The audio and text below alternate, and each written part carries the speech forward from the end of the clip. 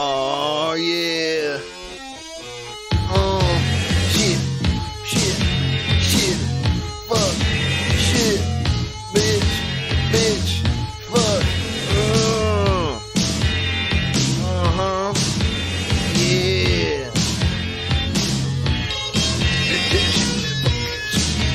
Fuck that bitch. Shit. Shit. That fucking shit. Oh, shit. Bitch. Oh, shit. Yeah.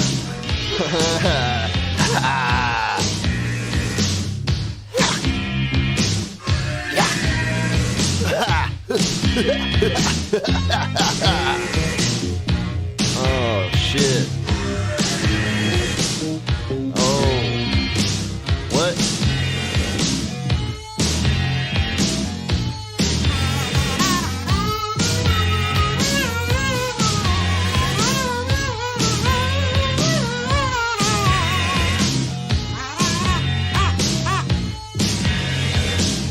This is the remix. Oh, yeah. Oh, shit. Hold up. Yo, get that shit. Fuck, Doug. Wait, and get this fucking shit out there. Fuck. Yeah. Why does that guy work? Okay, yeah. Okay, welcome back. We're doing the Colin Show again. This is the Colin Show. I'm not drunk. I've had 1 1/2 beers. Come on, Jesus, leave me alone. I'm just excited. I've had an zero impact energy. Feeling good. Got the Sunday afternoon feeling. It's around nap time, really. But fuck it. We're just saying fuck it to nap time today. We're going to blow right through nap time and take some calls. We're talking fathers today in honor of Father's Day. Ha! Just kidding, dads. You're not gay. You proved it. You proved it. You did it. You made a baby, baby. You can't be gay if you got a baby. I mean, there are loopholes to that rule, obviously, but we all understand how it works. You got a baby. It means that you put a little something into a little someone of the opposite gender. And that's what it's all about. Today on Father's Day, it's about fathers. It's about dads. It's about the traditional sense. I mean, it could be, you could have a non-traditional father, but no daddy types. I don't want to hear about this psychosexual version of daddies. I don't want to hear about who your daddy is. Your sugar daddy. Actually, I would be kind of interested in a sugar daddy, but only if it's not. I don't know. I take it back. I'll listen to anything. I don't want to listen to a man talk about a daddy type. That's all. If you're a lady who's got a sugar daddy, that actually would be a fun call. So I'm sorry to have acted like it wouldn't be. But I guess I'll listen to a man talk about dad. I'll listen to anything. What the fuck am I talking about? Who gives a shit? It's Father's Day. It's about fucking off. It's about fucking. What is Father's Day about? It's about not giving a fuck, It's about being like, hey, I'm in charge now. Who's your daddy? Who's your daddy? I'm going to be the daddy. Not literally, but, you know what I'm talking about? Dad's in charge today. Father's on parole. Father's on the loose.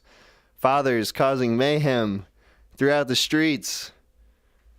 Because it's not football season. How come they don't have father? Why isn't it Father's Day? It should be the Super Bowl. That's Father's Day, huh? It sounds like I'm doing some really good stand-up right now. Okay. Let's just let's just forget I even try to do intros and let's just go right into the calls because I have nothing to say. Fathers, we're talking about fathers, dads, daddy types, sugar daddies. What's the opposite of a sugar daddy? Simpy. I don't know. Someone else is gonna have to answer that question. Okay, let me pull up the number. 518-288-7938. All right, we've got a call coming in now. Call from The Lads. Hello, the lads? Hello. Hello. We're talking about fathers, huh? Yes, we are. All right. So, how's your father, Tim? Or Mr. Hour, I should say, be formal. What did you say? How is my father? Yeah, how's your father? How is he? How's he doing? He's good. How's he doing? He's good. He's a little. Good? He's a little fat. Well, fat. Geez, you gotta get him in the gym, man. Well, I mean, hey, they've got loads of excuses. These fathers. Fathers these days, man. Can never trust them. Oh yeah, did you have a dishonest father? No, he's a good dad. Oh, okay. But well, it's just funny because, he got me in the gym, right? And, I just broke up with a girl, and he was like, listen, you should start going to the gym, and I'll go with you. It's my dad talking, right? Oh, nice. And so I've been going for the last month, but he's only been there for the first 2 days. Oh. And now I'm all alone in the gym, working by myself. And it's like, did you want to go with me or not? You said he bought me and him a gym membership, right? Mm. You know what I mean? Yeah. And so it just seems like a waste of his own money if he's not, because he's paying for 2 gym memberships if he's not going to go. He did it for you, bro. He did it all for you. He gave you the gift of life, and then he gave you a gym membership. That's very true. That's very true. I mean, maybe just yeah. his eyes are bigger than his stomach. So maybe it sounded like a good idea, and then you go to the gym and you realize, fuck this. I don't need a girlfriend. Exactly. That's what I'm saying. Mm-hmm. I mean, what? Yeah. Is it working? Are you getting mad fit? Are the ladies noticing? The ladies have not been. It's funny. I went in to get over a girl, right? Uh-huh. At the there gym? have been ladies who have, but I've been told that I got too muscular now. Oh, no. And that and I quote, no woman would want to fuck me because I'm too muscular. You're scary now? You look too, like, you're intimidating or something? I went too far. Oh, Too far. And then I talked to my, to a female acquaintance. Uh-huh. And I was like, how am I too big? And she said, well, most girls nowadays like skinny guys. Oh, no. That if you look anorexic, Oh. then I'll have sex with you. And it's like, oh, bro. What's your theory on that? Why do you think that is? my theory? Yeah. My theory, personally, is Gen Z has gotten so spoiled by hot men in media. Like, I'm assuming we're around the same age, but like, you remember when we were kids and like Zac Efron would be on TV or like whatever, like fucking High School Musical and that shit? Yeah. I feel like Gen Z women have gotten so spoiled and used to that body type that they don't consider that hot anymore. Oh. Because I also know people who are into the dad bod, which ties back into Father's Day. Mm-hmm. Right? And so what they consider a dad bod is people like, not sure if you're familiar with Noel Diesel. Who is it? No, I don't know that. He's a bodybuilder, but he's like a bigger guy, right? Like not fat, but a bigger guy. And this guy went up to women on the street and asked them to describe his body type, and they said a dad bod. This guy is literally like huge. right? And they that's dad bod. But he doesn't have fat. He's like literally sub 5% body fat, and they called him a dad bod. Because he's big. That's what dad bod means to he is big. Ladies on the street. Women. I suppose so. I think you're right. That's Because a dad bod, an actual dad bod like my dad's bod, nobody wants that. No, exactly. And neither would anyone want my dad's bod. So he's got big hernia and stuff. So he looks fat, but yeah. Like, realistically speaking, dad bods are not attractive. And neither are the skinny bods. I mean, hey, like, you're right. That's like the Timothée Chalamet bod. Exactly. Like, this girl was talking about my one friend, and he is like a twig. His face is... He used to be really chubby when I knew, like, in grade 7 or 8 now, right? That's when he was. That's when he was hot. When he had the 7th grade dad bod. He did. He did. He was probably a dad in 7th grade too, but that's the point. That was his thing. But yeah, no. Now he lost like loads of weight, and his face looks like he smoked crack for 30 years. Oh yeah, hell yeah. Like he's really skinny, and the girl I was talking to was like, "Oh, he's so hot. He's so fine. He's tall and skinny." I was just like, wow. Dude, what happened to women? Dude, what are we doing it for? Are we? Exactly. I mean, it raises a lot of questions here, because it's like we think muscular dudes are really good looking, right? I mean, I think muscular dudes, that's the best looking kind of dude out there. You know what I'm saying? Hot, oiled up, like this guy's he's gonna rip me in half. That's exactly what I want to, in a man. Exactly. I mean, are you really even a man if you can't rip another person in half? But these ladies, they don't want it. Who's it for? No, and here's the other thing. You want to know what's crazy? I showed her a picture of Arnold Schwarzenegger, and she didn't know who Schwarzenegger was. Oh, man. And she was like, ew, he's so ugly.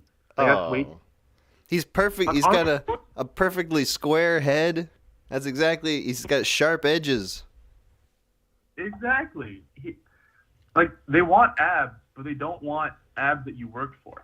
They want abs that you get from being malnourished. Oh yeah. Well, this is horrible news for all of us incredibly jacked men in the chat today. But thank you for sharing your perspective here. Of course. All right. Yeah. Related to the topic at hand of fathers. Yeah, I mean, we got there. We're talking dad bods. It all worked out. We did talk about dad bods. We also talked about my dad and your dad. Exactly. We did everything we needed to do. Covered all our bases. All right. Have a good one, dude. Thanks for calling. Yeah. See you later. Happy Father's Day. Happy Father's Day. Bye. Oh, wow.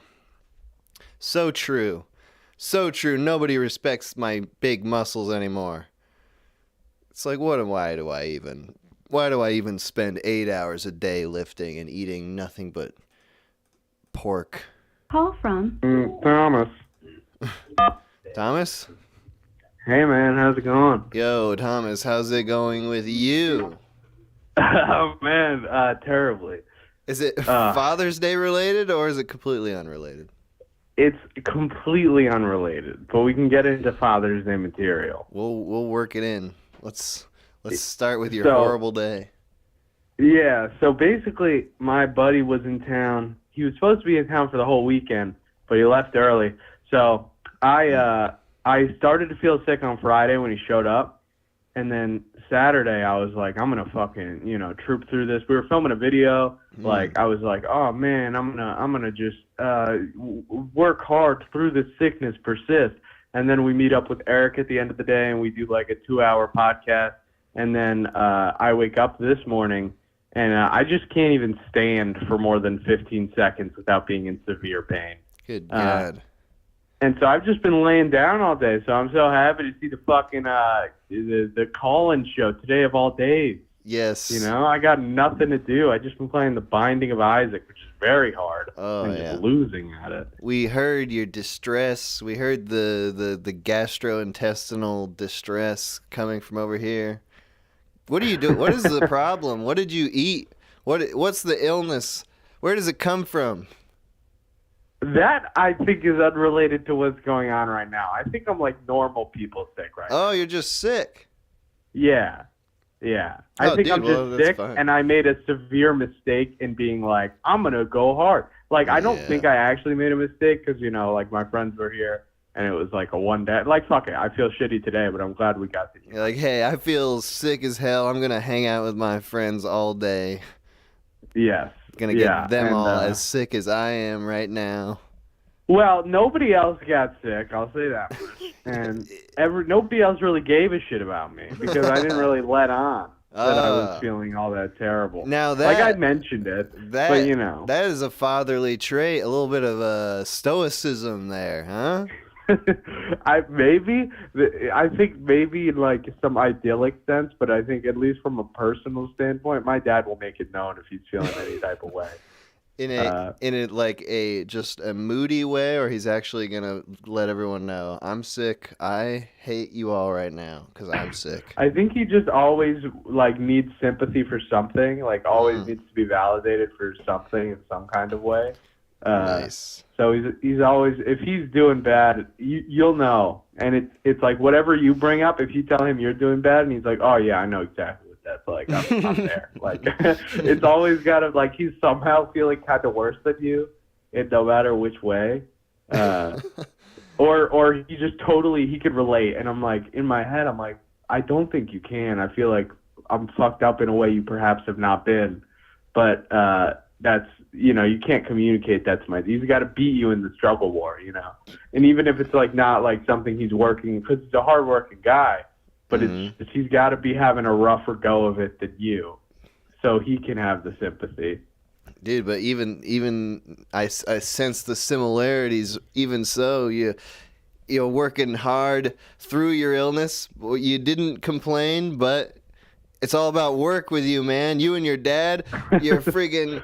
I'm trying to like really analyze this with no information. Is this working? No, here's the thing. My girlfriend has said the exact same thing about it, Nice. and I think you're spot on. So, I do think that, you know, we get some. I don't know. It depends on who your dad was, I guess. But it's like I definitely think I have some of that external pressure just to work hard no matter what because of what has been like instilled into me.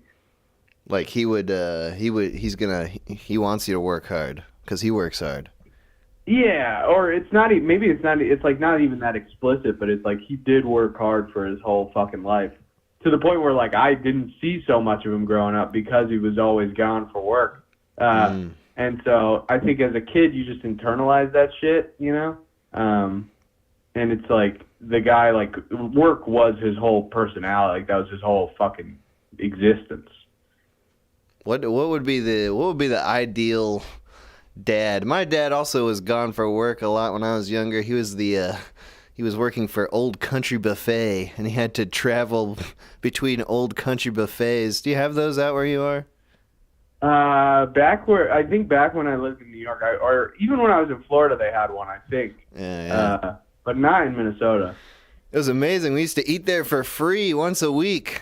I used to. Wow, what a perk! It was amazing. This is what you get for having a dad. Yeah, that was the most exciting thing about my dad for a lot of years. But so he was gone for a while, but I kind of liked when he was gone because when he was around, it was like had to deal with like all the dad rules all of a sudden, which were only apply when dad's around, and it's like a whole different criteria for living. I enjoyed it too because it's like I got to live a sort of very unsupervised life. Yeah. I mean, I grew up in New York, right? And my dad forever, his business was like headquartered in San Francisco. So like Monday to Friday, my dad was in California, and then I'd see him on the weekends. And that's like, you know, between flights. So he's flying in like Saturday morning, leaving midday Sunday. So, and it's like, you know, you're a kid. Weekends are when you're fucking hanging out with your friends. Mm-hmm. So it's like, you know, the amount of time that I actually saw my dad was like real small until I was like, you know, in my teens. But by then, you don't even want to talk to the guy. Right. So it's just, yeah. Definitely had its perks, though. I didn't get free Old Country buffet. Yeah, I mean, that was a pretty special, like, part of my formative years. Was getting that free Old Country buffet and eating until I vomited. Because it was free. What would you get? Was it, well, yeah, Just what like would you pile on your plate? endless mac and cheese and chicken legs. Nice. I would just eat those can't go wrong. and chocolate milk. And then have to puke to make way for dessert. Yeah, just a, yeah. I was living the excess lifestyle. How do you feel? Did you call your dad this Father's Day before you started this? No, I haven't. I haven't talked to him yet. I probably will. Are you gonna? Probably. You should tell him, hey, Dad, call into the show. I'll talk to you then. Wish you a happy Father's Day. I've been talking shit about my dad. I want to keep talking shit. Does your dad know like what the minute hour? I mean, he knows what the minute hour is, obviously. Does he know what the fucking like what you're doing, like the call-in show? How much does he know? He's aware. He's aware of the minute hour. He's aware of the call-in show. I don't think I've told him to never listen to it. So hopefully he's heeded that advice. I try to scare him away from it. Awareness of my shit is my son has some kind of video business. Oh, a business, nice. Well, that's just because it's also the way I make money. He barely knows anything about my videos, but it's like he's such like a business guy that he can't fathom like doing stuff for as a creative outlet, you know? So it's all like, how's business? And I'm like, what are you talking about? Yeah. YouTube business. Exactly. My YouTube business. My channel's not even monetized. Dude, your dad, don't ever tell your dad that. He would be like, what the fuck are you wasting your time for? All right, Thomas, it's good talking to you. I hope you feel better soon. I'm sorry. Thanks, man. You're ill. I'm looking forward to the rest of the show. All right, hell yeah. Thanks for calling. Adios. Bye. Dads and business. It's a classic combination. Dads and working away from home. That's kind of the dream, isn't it? To be a dad, but to not have to live at home 5 out of 7 days of the week. It's like I go home and be like, oh yeah, I have kids. Call from Sam. Hello, Sam. Hello. How are you doing? I'm good. How are you? I'm doing quite well. I just wanted to say, great to finally talk to you. My friend Drew, he tipped me off to your stuff about a year ago, and I've listened to your albums like I don't know, a couple hundred times. Oh, hell yeah. Well, hell yeah, dude. Thank you. You're big fan of it, yeah. You're one of you're in the vast minority who has listened to yeah, the albums. I know. Yeah. I don't know. Like, there's sometimes where you listen to them. Let's see. Gosh, the Saudi drums are stuck in my head on like a semi-weekly basis now. That's your fault, completely your fault. Nice. Thank you for that. Anyway. Nice. That's awesome. Thank you, man. All right, well, hey, we're talking about fathers today because of Father's Day. You know, what you got to say about that? Well, I think it is. I think even with instances where we have a difficult or rocky relationship with our fathers, it's always good to remember that, at least to some degree, they sacrificed a decent part of their own existence on this earth, specifically for your benefit. Mm-hmm. I think about that all the time, and like, there's only as an adult when I talk to my dad now, I'm like, he reveals all this stuff that was happening behind the scenes, and I remember when I was a kid, I didn't see any of it. I was completely unaware. Sure. And I'm like, that's just a momentous weight that I really appreciate him holding back. It's like he's just holding back this tide of life, and I'm just this happy kid playing with rocks. Oh, you mean like emotional weight, like things that... Emotional weight, scary realities, all the stuff that, like, you know, I had a lot of friends who had to grow up really quickly, and I look back and I'm like, wow, I really didn't. You know, I got to be a kid. I got to goof off and have fun, and I see all my friends are like, yeah, we didn't have that as much. So, appreciate what you have, I guess. Yeah. Like your dad is working hard to keep you like you said, like you have some kid time rather than We have some kid time, and I'm the oldest of, how many of us? 5. There's 5 of us. Oh, nice. I'm also from 5. So, oh yeah. So you know what it's like. Are you in the middle? You're the oldest. You're the bottom. I'm in the middle. You're in the middle. I'm sorry. On behalf of all oldest siblings, I apologize for stepping on the little guys in the middle. At least I did. I accept your apology. Man. 5, it's chaos. It's a brood at that point. I mean, we all. It is. Like, I feel like it reaches the point where the parents sort of like are just like, well, you guys just watch all each other. Like we can take a step back. They would hire a babysitter for years because the longest time, the oldest is still young. But once I was like 12, it was like, Sam, you got it, you do it. Yeah. I'm like, okay. It was like, do I get paid? No, you get fed. And I'm like, you got it. It's a good idea to put a 12-year-old in charge of 4 other children. Which is funny because most of the time I was like, I just want because you're growing up in a big house. I'm a big introvert. Like I got my little group of friends that I reach out to when I'm comfortable. I got my wife. We have our circle, But like back then, growing up in a house where it's always moving, always talking, always loud. I'm like, leave me alone, Yeah. A lot of times I would tell my brother under me, hey, you watch it. I'm gonna go to my room. I'm gonna go read or something. Because you guys got a chaos. I'm not for it right now. You had an underboss.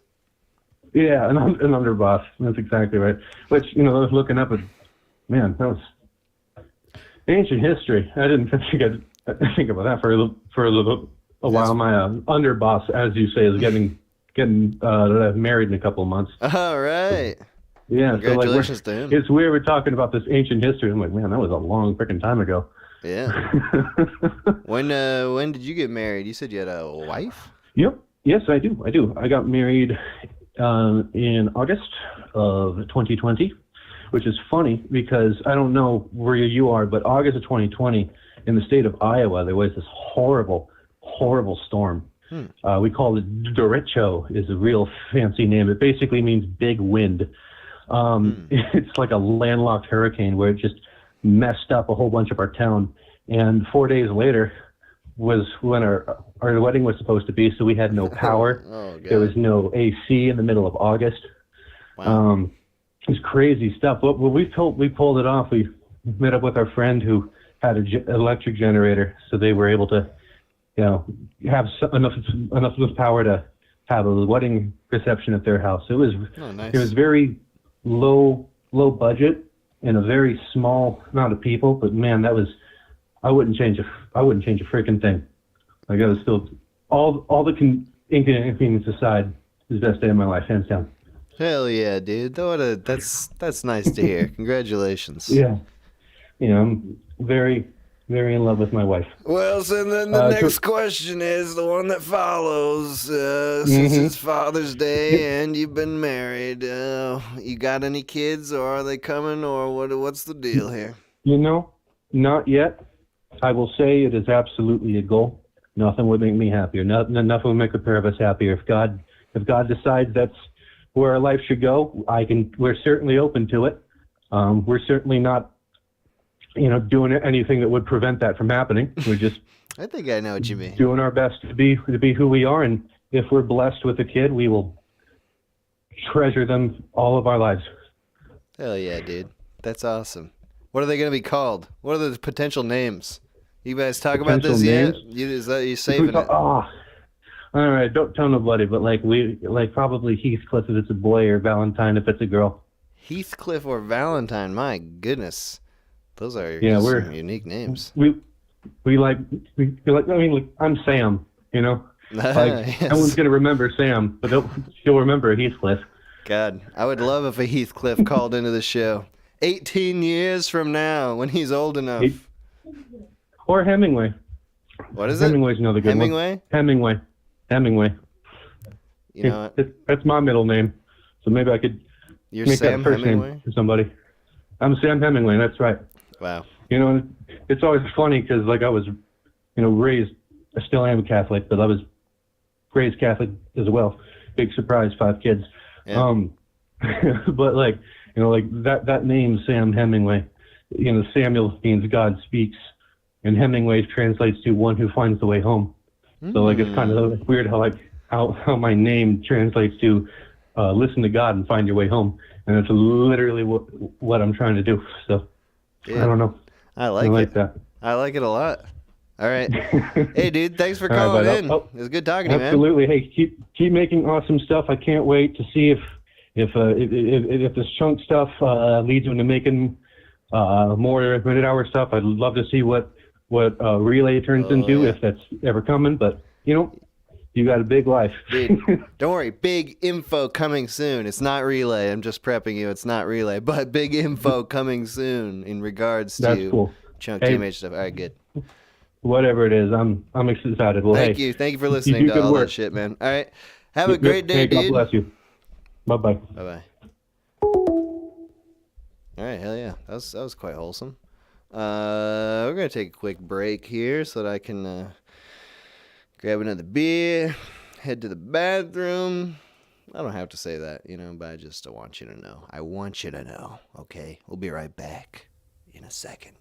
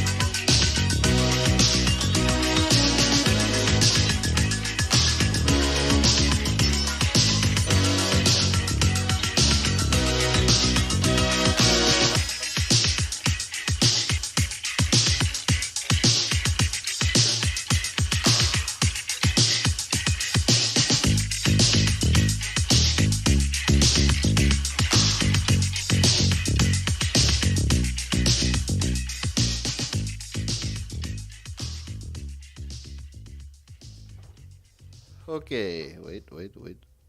There's a lot of dead air on that. Okay. I forgot to mention this last time. All the music from this stream is coming from Woofoo Doofoo, which is a person. It's a person. I mean, that's all I know about them. Woofoo Doofoo, it's a person. In the description of this video, you'll find a link to the playlist of their music that I got all these songs from that I'm going to be playing on the stream. Everything that's on the stream is in that playlist. So if you're interested in listening to this music on your own time, please click on the playlist and you will find all that music. Okay, we're talking about fathers today. I don't know why I've decided to maybe take it down into this realm, but no, I'm going to come back up. All right, call in 518-288-7938. We're talking fathers, Father's Day, dads, potential future dads. Maybe you are a dad in training. Call from Mark. Hello. Hey. How's it going, Mark? It's good. You got a dad? I do got a dad, and so my birthday was yesterday, and I turned 18. Hey, and my happy birthday's so birthday, close Mark. to- Hey, happy birthday, Thank you. Mark. Happy 18th Thank you. birthday, man. Thank you. What are you going to do now? I don't know, but my birthday lands so close to Father's Day that sometimes it's on the same day. So me and my dad always do stuff together. Oh, that's nice. Yeah. So today I'm I don't know. He said we're gonna hit the town or something. He's still sleeping though. He's sleeping in a lot. He's asleep. What the fuck? Yeah. Yeah. Busy I don't night? know. Yep. All right, well, what are He you guys? sells You guys are gonna hit scrap and stuff. You guys are gonna hit the town. What does that mean? You gonna go bar crawling? Yeah, probably. No, maybe not. I mean, he's gonna take me to this comic book store that I like. He takes me there Oh, nice. every year. It's pretty far away though. So So you like your dad? yeah, he's cool. Yeah. Seems like Yeah. like a chill guy. He's chill sometimes. I don't know. He gets a little frustrated sometimes. Mark, you can say whatever you want. Dad is asleep now. Tell us what he does. What does he say? What does he say to you when he's angry? No, he never directs the anger towards me. It's just I don't know. He gets angry at life. He's a little cynical sometimes. I see. Yeah. Is he what do you live with him? Yeah, I do. All right, you just turned 18. I did. Nice. So what do you think? Wait a second. I had a good question. I just forgot what it was though. Oh man. What else goes on with your dad? guys- He works a lot. I help him with that sometimes. He's like technically retired, but he sells scrap and he gets lumber and stuff, and I assist him with that sometimes. I see. Working dad. Do you work? Yeah. Or you just work with him? That's your main work? Yeah, I work with him. Are you planning you're done with school now? Are you going to enter the workforce full time? I don't really know what I'm going to do yet. I don't plan that much. Bro, I'll be fine probably. the time is Definitely. now. You're 18. It's now or never. You have to decide your whole future now, or else it's all going to go down the toilet. You know that. That's what everyone says, right? Yeah, it is. Do you agree? I do agree, but You do? I don't know. I agree, but I don't listen. All right. Well, what does your dad say? What does he want you to do? He wants me to do whatever I want to do. Oh, nice. I don't know. Yeah, I draw a lot, and I recently got like a tablet, so I'm trying to figure out digital stuff. Maybe make like I don't know, animations or something. Cool. Hell yeah. Drawing. So you draw like Yeah. before this tablet, you were drawing like in notebooks and stuff, like physical drawings? Yeah, all the time, like in my school papers and stuff, and then we'd have conferences, and he'd tell me to not stop because he's proud of me expressing myself. That's great. So how's the switch going from physical to digital? It's sort of difficult. I don't know. There's just a lot of troubleshooting. I would be horrible with that. Like I feel like the only times I can draw is when I'm drawing on like really, really small. Because when it's really, really small on a piece of paper, it's like your brain fills in a lot of details, and you like think like, oh, this looks like a drawing, but it's not actually. But on digital, it's like you can zoom into the pixel, so it's never actually really small. Yeah. Yeah, that's something I struggle with because I do that too. I draw small, so I'd be drawing on the tablet, and then I zoom out and I realize I've been, drawing like 5 pixels this whole time on like a giant canvas. I like the And small. then I resize it, and it just looks like shit. Oh man. Well, I like the small drawings. I think that's where it's at. Small Yeah. is gonna be the new. Small is gonna be big. You know what I'm saying? Yeah. That's my that's my wisdom for today. Keep drawing small as you possibly can. All right. All I'll right, hey, continue my microscopic art. hell yeah. Hey, send me your art also. theminutehour@gmail.com. I want to look at your art. I love looking at art. All right. I'll send you some. All right, thank you, bro. Thanks for calling in. I hope you have fun with your dad tonight. Will do. All right, bye. Bye. Seemed like a nice fella. Oops. Seemed like a nice fella. An art man. An artist, even. Oh. Missing calls here. Call from Fred. Hello, Fred. Oh, shit. Sorry, excuse me for cursing. How's it going? It's okay. This is not TV or public radio. We can say whatever the hell we want. Hell. Whatever the hell I want? Bitch. Oh, I think I have to go. I can't hear that word. Oh, I'm sorry. Went too far. Took it too far. So what's How up? you doing? I'm good. We're talking about fathers today, I guess. But you got any dad thoughts? Yeah, sure. Okay. Maybe I'll be the first of many, but mine's not around anymore. I see. Do you care to specify exactly what that means? Yeah, raptured. Oh, yes. So I'm pulled into the sky in front of me. I'm sorry to hear that. That happens. No, it was cancer in 2019. Oh man, that's rough, dude. I'm sorry. It's part of life. Yeah, that is true. Is that not too recent? Are you feeling? Have you come to terms with it? That's a good question. I guess it just kind of, I don't know. It just kind of stays with you. Yeah, It's just like a process that's continuing. But I see. part of the process is slowly becoming your dad. So you and his weight problems, that might be you in the future. You must take his place. That's right. Yeah, I don't know if it's a curse, but I'm getting pretty much all his characteristics, not on purpose. Same job, same look, same voice. Oh, nice. What about your traits, your personality?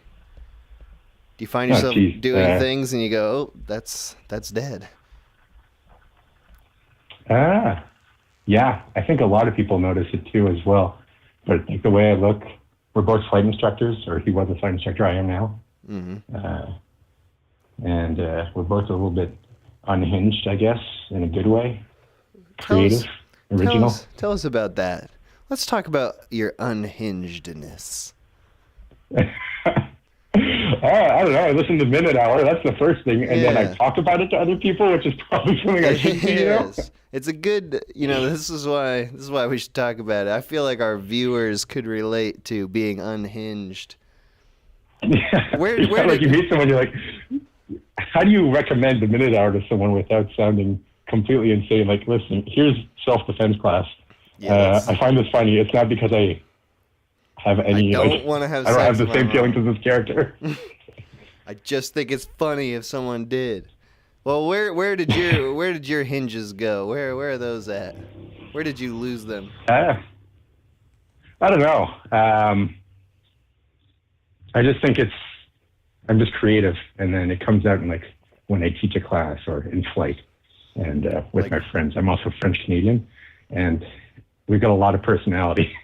Dude, I was just So in when we French drink- Canada. Oh yeah. No, sorry. Go on. When you Do you, drink. Oh, sorry, but like you've been in Montreal or Oh Quebec? yeah, I was just in Montreal last week. Did you notice that like they got personality, that group of people? The French? Yeah. No, the French Canadian. Now, when you say French, a French Canadian may be upset, and the French will be upset if you say the same thing about them comparing them to a French Canadian. Okay, I make both French people mad. Good. That's what I intended to do.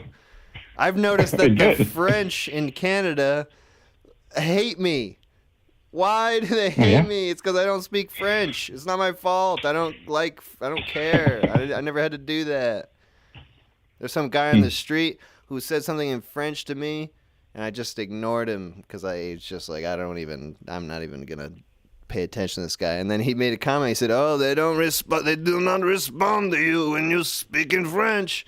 And I was like, or if you speak French and it's not good, they'll just switch to English. It's like a classic. Yeah, that's what everyone starts with bonjour in the stores. It makes me so pissed off. Dude, I got a lot of unresolved issues about French Canada, so I feel bad unloading them on you because you are French Canadian. No, it's okay. I think we do as well. You don't sound French Canadian. You just sound Canadian. It's franco-ontarien. It's like my parents are French Canadian, but grew up in Ontario, and then went back to Montreal for some training. Say some French shit right now, or I won't believe you. I don't know. Bonjour, mon nom c'est Fred. Je vis au Canada. Oh man. Je parle avec de Minutawa. De Minutawa. C'est self-defense class. This is deranged content for all my French homies. That's not. Sorry, I got a question for you about fathers. Okay. All right. All right. So, just to put you in the position is like I don't think people realize, and I think the second caller brought up something interesting about just how underappreciated them giving up a portion of their lives are. Yeah. To basically raise us. But if you think about how often you see your dad in like a month or on a yearly basis, how often is that? On a yearly basis? Yeah. Twice a month, once every 2 months, once a year? I would say approximately once a month, maybe once or less a month. I'm a bad son. I'm a bad child. That's pretty normal, but oh, good. Especially when we're adults. But how many years do you have left with the guy, do you think, until either you or him move on? Oh no, I don't know. He's so fat. Not that long. Are we talking 3 years or like 20, 40? He's 60? young. My parents are young. They are not even 60. Actually, my dad just turned 60, so they're young. But you know, it's not looking great. I mean, I don't know. I don't know exactly how the human body shuts down, but I think having a bunch of fat on it aids that process. So what do you think, another 20 years would be optimistic, or can we just take that number for now? That does seem optimistic. Yeah? What are you getting at here? Are you trying to say I should see my dad more? No, it's just like, I think it's a normal amount of times you're going to see your dad, but if it's 12 times a year for 20 more years, you got 240 visits left with him. And then each time you see him with, 239, 238, 237, and then start to realize, oh, hey, I'm down in the hundreds, down in the tens, and each one starts to get a little bit, like, I don't know, a bit more special. And I've noticed for me, it's, because my dad's not the only person who has passed, but there's very special moments near the end for me. I found that some of the most special moments in my life were near the end of others.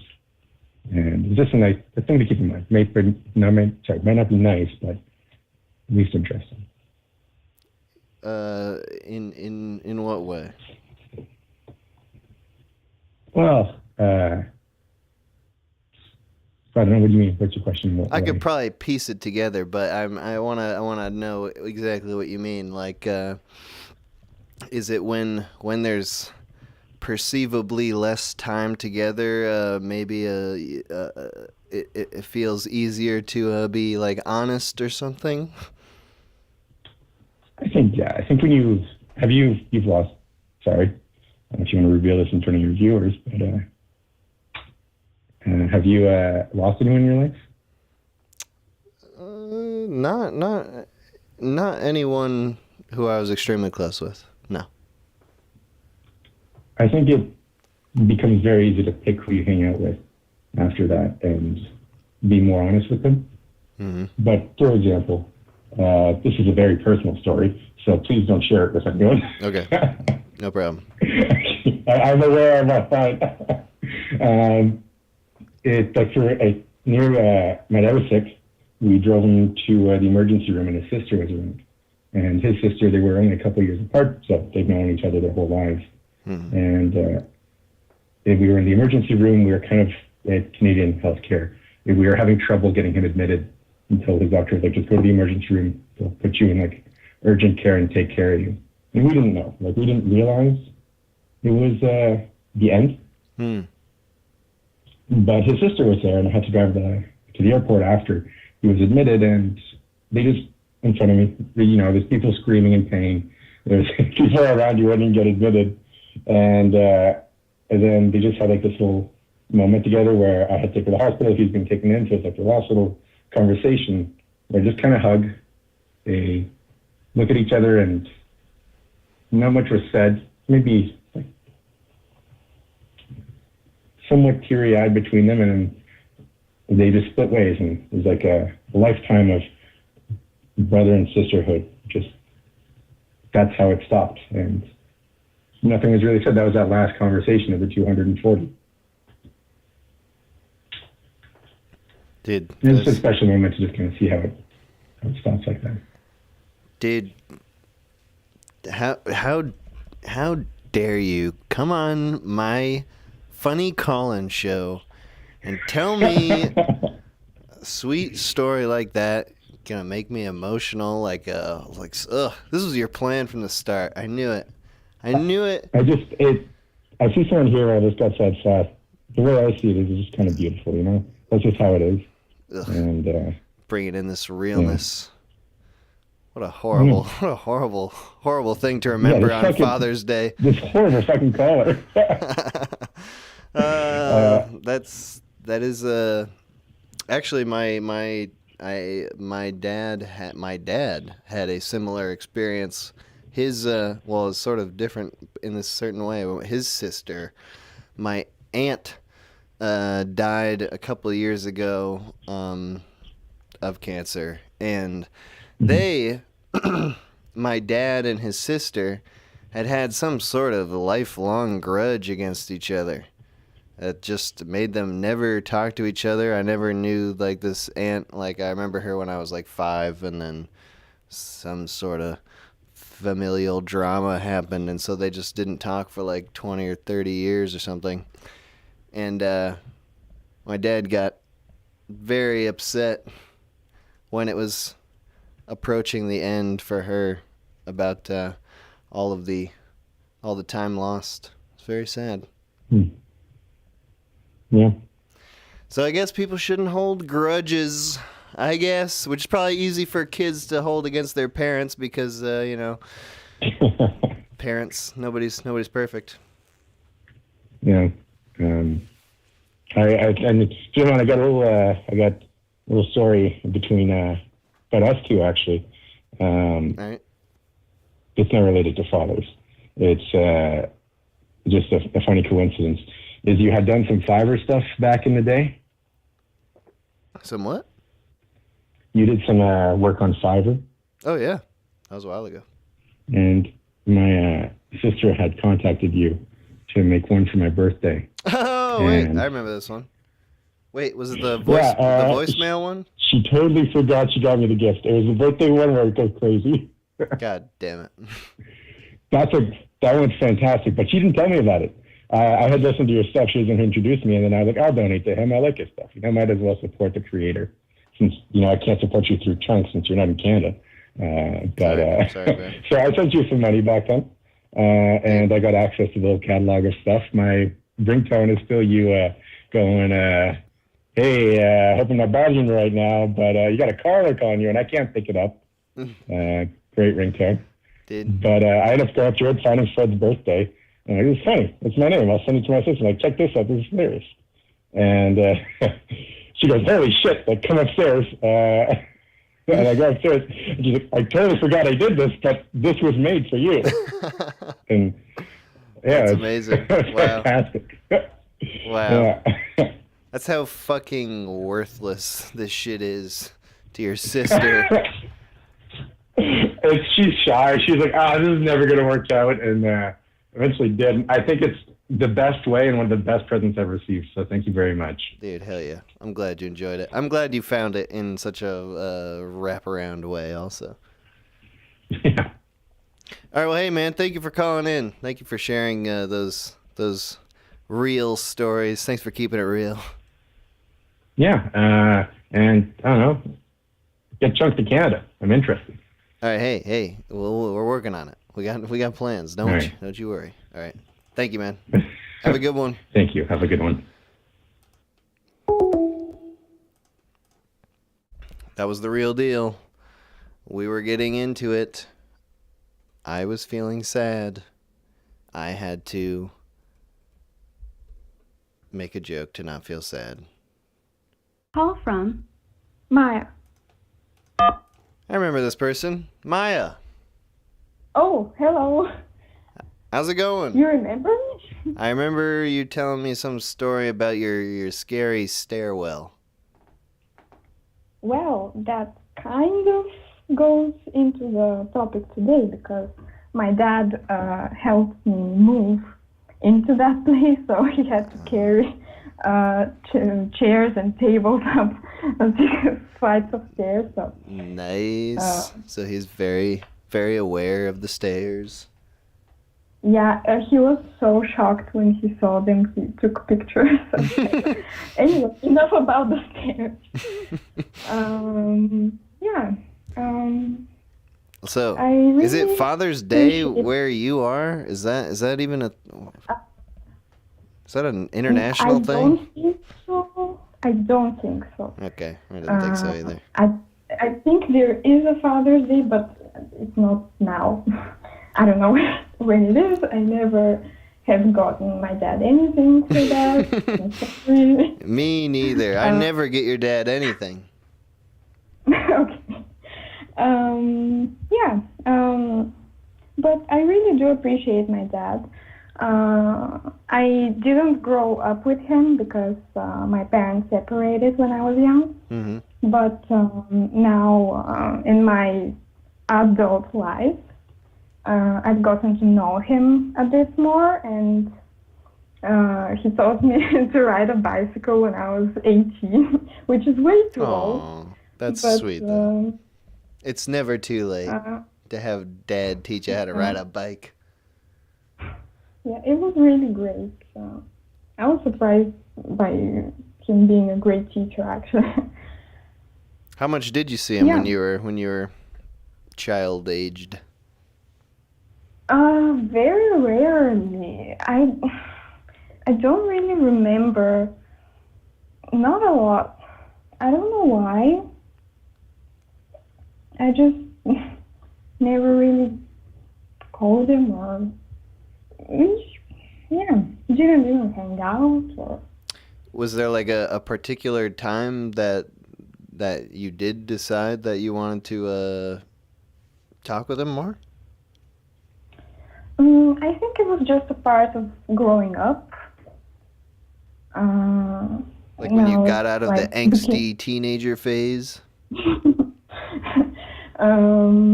Yeah, maybe. Well, I just became more aware of my surroundings, I guess. Yeah. What was it like then when you were first really getting more acquainted as more an adult than a child? It was really great. It kind of felt like something was missing before that, and I didn't even know. And I still don't know him as much as like you do a person you live with. Mm-hmm. But yeah, and actually, I might call him tomorrow. That reminds me. Nice. Yeah, how often do you talk now? Are you buddy? Quite often, like at least every week. That's nice. That's Yeah. more often than I talk to my dad. I got it all out of the way in childhood. Yeah, and I'm not sure if I should talk about this, but there's one moment with my dad that really sticks in my mind. Have you seen your father cry? You what? You saw him? Oh, have you seen him cry? Is that what you said? Yeah, that was really kind of because we don't really talk a lot, and there was this situation where he was really afraid for his girlfriend's health, Mm-hmm. and I just saw like tears in his eyes, and I because we're not very close, I've never seen him in such like a vulnerable state, and that really, I don't know why I mentioned this. I'm sorry. What was it? Was it bad? It was like this. I don't like this. This man crying. No, it was, no. It was just memorable, I would say. But I don't think any worse of him. The opposite, actually. You like him more because he cried? What? That sounds believable now. Yeah, maybe. He didn't It's like- actually cry, okay? It just had tears. His eyes got wet. We don't even know that they were Yeah. tears. They aren't tears until they drop out of the eyeball. I regret mentioning it. Have you cried in front of your dad? No. Oh, you're winning. You got that over him. Is it a competition? With crying. Whoever cries more loses. That's the rule. Do you do that? That's what I mean. That's what I learned. No. But it's interesting. I don't know.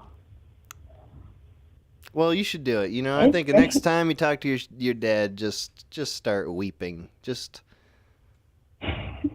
why not? Yeah, maybe. Maybe that will strengthen our relationship. Yeah, this is sort of weird advice, but yeah, just cry. Just think of something sad. It doesn't have to be real, but just give your dad the level playing field when it comes to crying. I think it's important. All right, Maya, I'm sorry. I'm just bullshitting you. I'm being stupid. You have anything else you want to say about your dad that's like nice and not like a stupid joke, or even anything you want to say? Here's something. I really admire him because he used to have health problems, like before I remember him, but he really turned that around. He does a lot of sports stuff, like biking and running. Nice. And I think that's really inspirational, and I should do that more probably. And that even that proves how crazy those stairs are, because this healthy man had to take a picture of these stairs because they're so crazy. He did a good job, though. He really went up and down with great speed. All right, so you guys gonna hang out soon, or you just call on the phone? Are you like far away? We might hang out. I'm actually coming home from college. That's right, summertime. Yeah. Cool. Yeah. Well, Cool. sounds good. Thank you for calling, Maya. It's good to hear from you again. Thank you for talking to me again. And I want to say, please keep doing these call-in shows. I mean, if you feel like it, I think it's kind of special. It's a really nice thing. Okay, that's all I had to say. All right, cool. You like the Colin show. Good. Good. Yeah. That's why we do it. All right. Hey, Maya, thanks you for calling in. It's good talking to you. Bye. All right, bye. Maya. She's a nice lady. She's got that cool accent. What is that accent? It's like Slavic. I could have asked her. I think I probably did last time, and I forgot. That's why I didn't want to ask her. I guess, could take another break now. I'm gonna turn on Do Not Disturb. Let's see if one more call trickles in here, or if we're gonna take a break. Oh my goodness. We're gonna do like 2 or 3 hours today. It's been 1 hour so far, but this is the old structure. If you don't remember, we're doing like the half hour and then the break. The music from the stream that we're playing is from Woofoo Doofoo. If you're enjoying the music, click on the video description and you will find the playlist for the music. I don't know what it is particularly about talking about the playlist that brings me back to this voice, but I would just love for you to enjoy this music on Woofoo Doofoo's channel instead of on my stream, where it does him no good at all.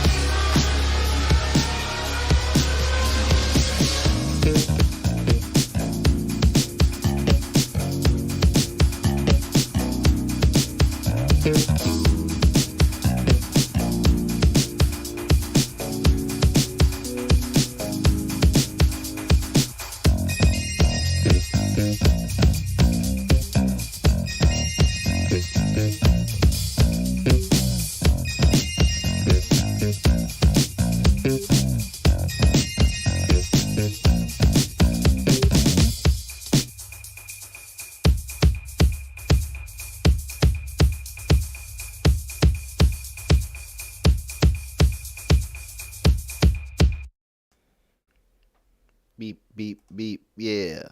Woofoo doofoo. Shit, mother. I'm just madder than a fuck. This woofoo doofoo son of a Doug, dude. Sorry. Thought I would say something funny there, but it doesn't always work. Okay.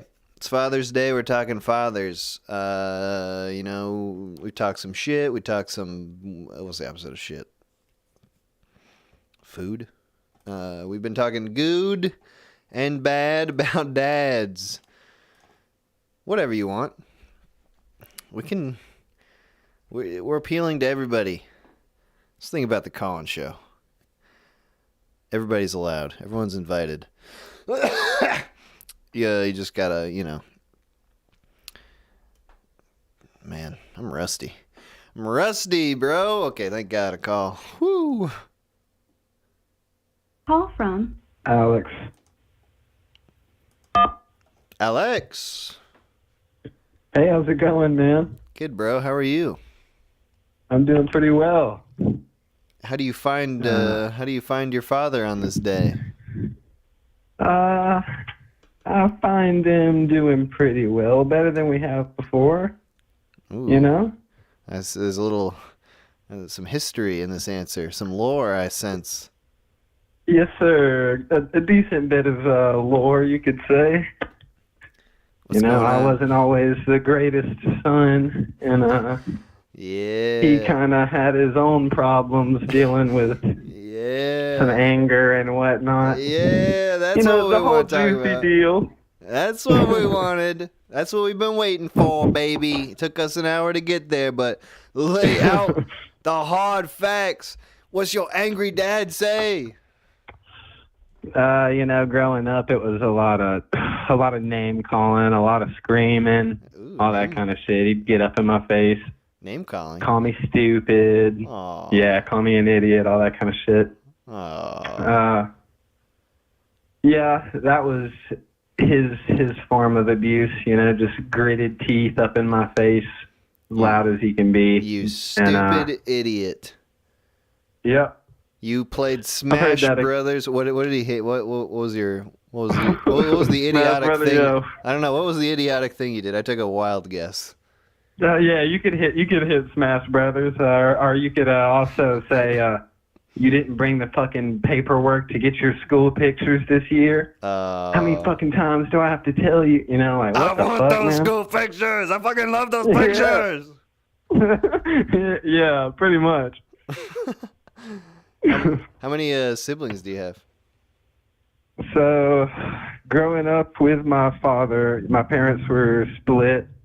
I have a half sister that I never really got to know that well. And I had one stepsister during the time of living with my dad. And she was around for a couple of years, but then they split as well. What's the? I'm actually. If I thought about this harder, maybe I could figure it out. But what's the difference between a step sibling and a half sibling? Okay, so a step sibling is like my dad married a woman who already had a kid, so that's my step sibling. And my half sister is my mom had a child with somebody. Right. Oh, okay. So different parents, different genetics. Different parents. Yeah, exactly. Okay. All right. Interesting. So you never lived with the half sibling, half sister. No, I didn't. Do you talk to her at all now, or is she just like just some random person in the world?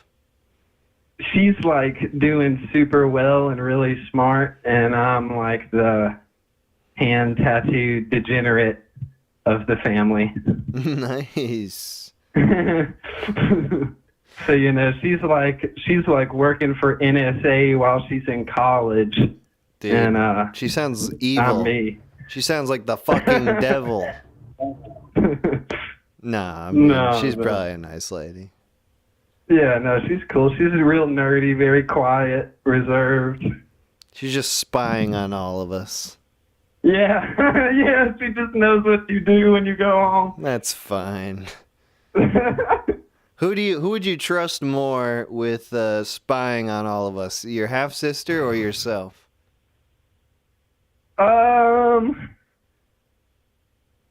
My You half answered sister your- might be more. Yeah, you my answered my the half question. sister might be more likely to follow the rules. I'll lay it down like that. I might bend a couple of those if I see fit.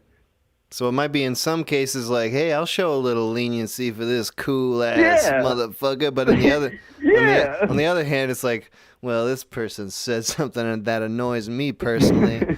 The rules may not allow for me to prosecute, but I'm gonna bend the rules and figure out how to throw him in jail. Yeah, well, I mean, it can go both ways. It's a double-edged sword.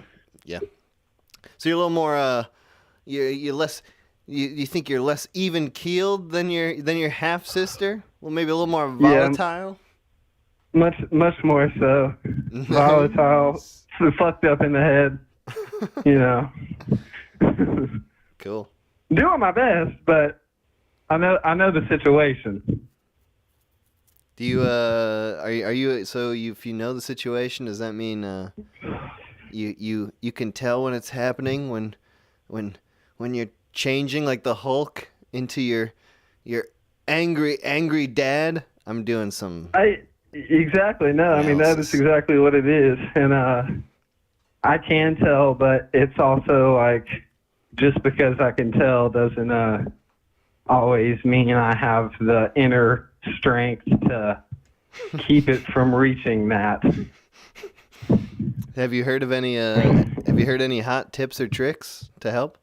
No, man, but I'm all ears if you got some. Hey, I remember this one.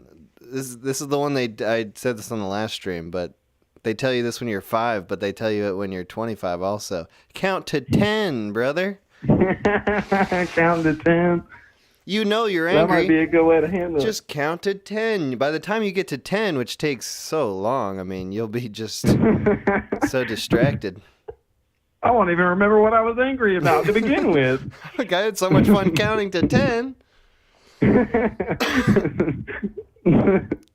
Problem solved. That's the only life hack I have. It doesn't work. Hey, man. It's a ineffective. It doesn't work? Nah. It really worked when I was first learning to count. Yeah, it helped out with that. But then counting got less exciting, lost its novel appeal. Yeah, there's nothing fun about that, man. That'll just make me angrier. Oh, the fuck? All these fucking what the fuck comes after 3? Numbers. Fuck. 5, 7. Well, this is my problem. Is I'm also a bit of a volatile person, and my dad was a bit moody as well, and so I'm gonna blame it all. I'll blame it all on him. I'll just say, I was a perfect little baby at one point, and then my dad ruined it all by getting angry. He came in here and fucked it all up. Why did he do that? But I can't help it. When I start to feel angry, I love the feeling. I have the self-awareness to be like, all right, I'm getting unreasonably angry right now, and how do I like it? Yeah, how do I engage this to the fullest extent without like getting arrested? Yeah, exactly. I was about to say. Yeah, I mean, usually my approach is, how can I take this to level 10 without sleeping in jail tonight? It's hard. What do you do? What's the method? Do you just have boys there to hold you back when you go too far? I don't know, man. And then it's like the situations where you're, say it's you and your old lady in a fucking vehicle or something together, or in the house. She's fucking, y'all are both real into it. What do? There's nowhere to go. Like, oh yeah. If she's just sitting there poking you to death, like, you can't. Is it really so wrong for you to say, hey, shut the fuck up? You know what I'm saying? Is it really that bad? I don't know. It's certainly not the worst thing you could do. Hey, it's not. That's what it's not the worst thing you could do. You want to think about the worst thing. You keep that for your brain world. But you gotta filter that out into what's like the most acceptable bad thing I can do. Exactly. And when you're as shitty and fucked up as me, you try to make that as twisted as you can. You try to really like turn the knife left and right a little bit when you can. And all it ever does is cause more of a fucking problem in the long run. Yeah. But in that moment, you're like, this is the right response. Being like a little shit. Being just like a little... Being as bad as you can be. A little antagonistic. I love being antagonistic towards people when I'm mad. Yeah, me too. Because it's like... I'm not gutsy enough to just start a physical fight with someone, but I'll try to annoy them to the point where they start a fight with me. Yeah, no, I understand that exactly. It's a bad habit. I'm pretty much the same way, except it depends. I might be down to throw the first punch, so you say.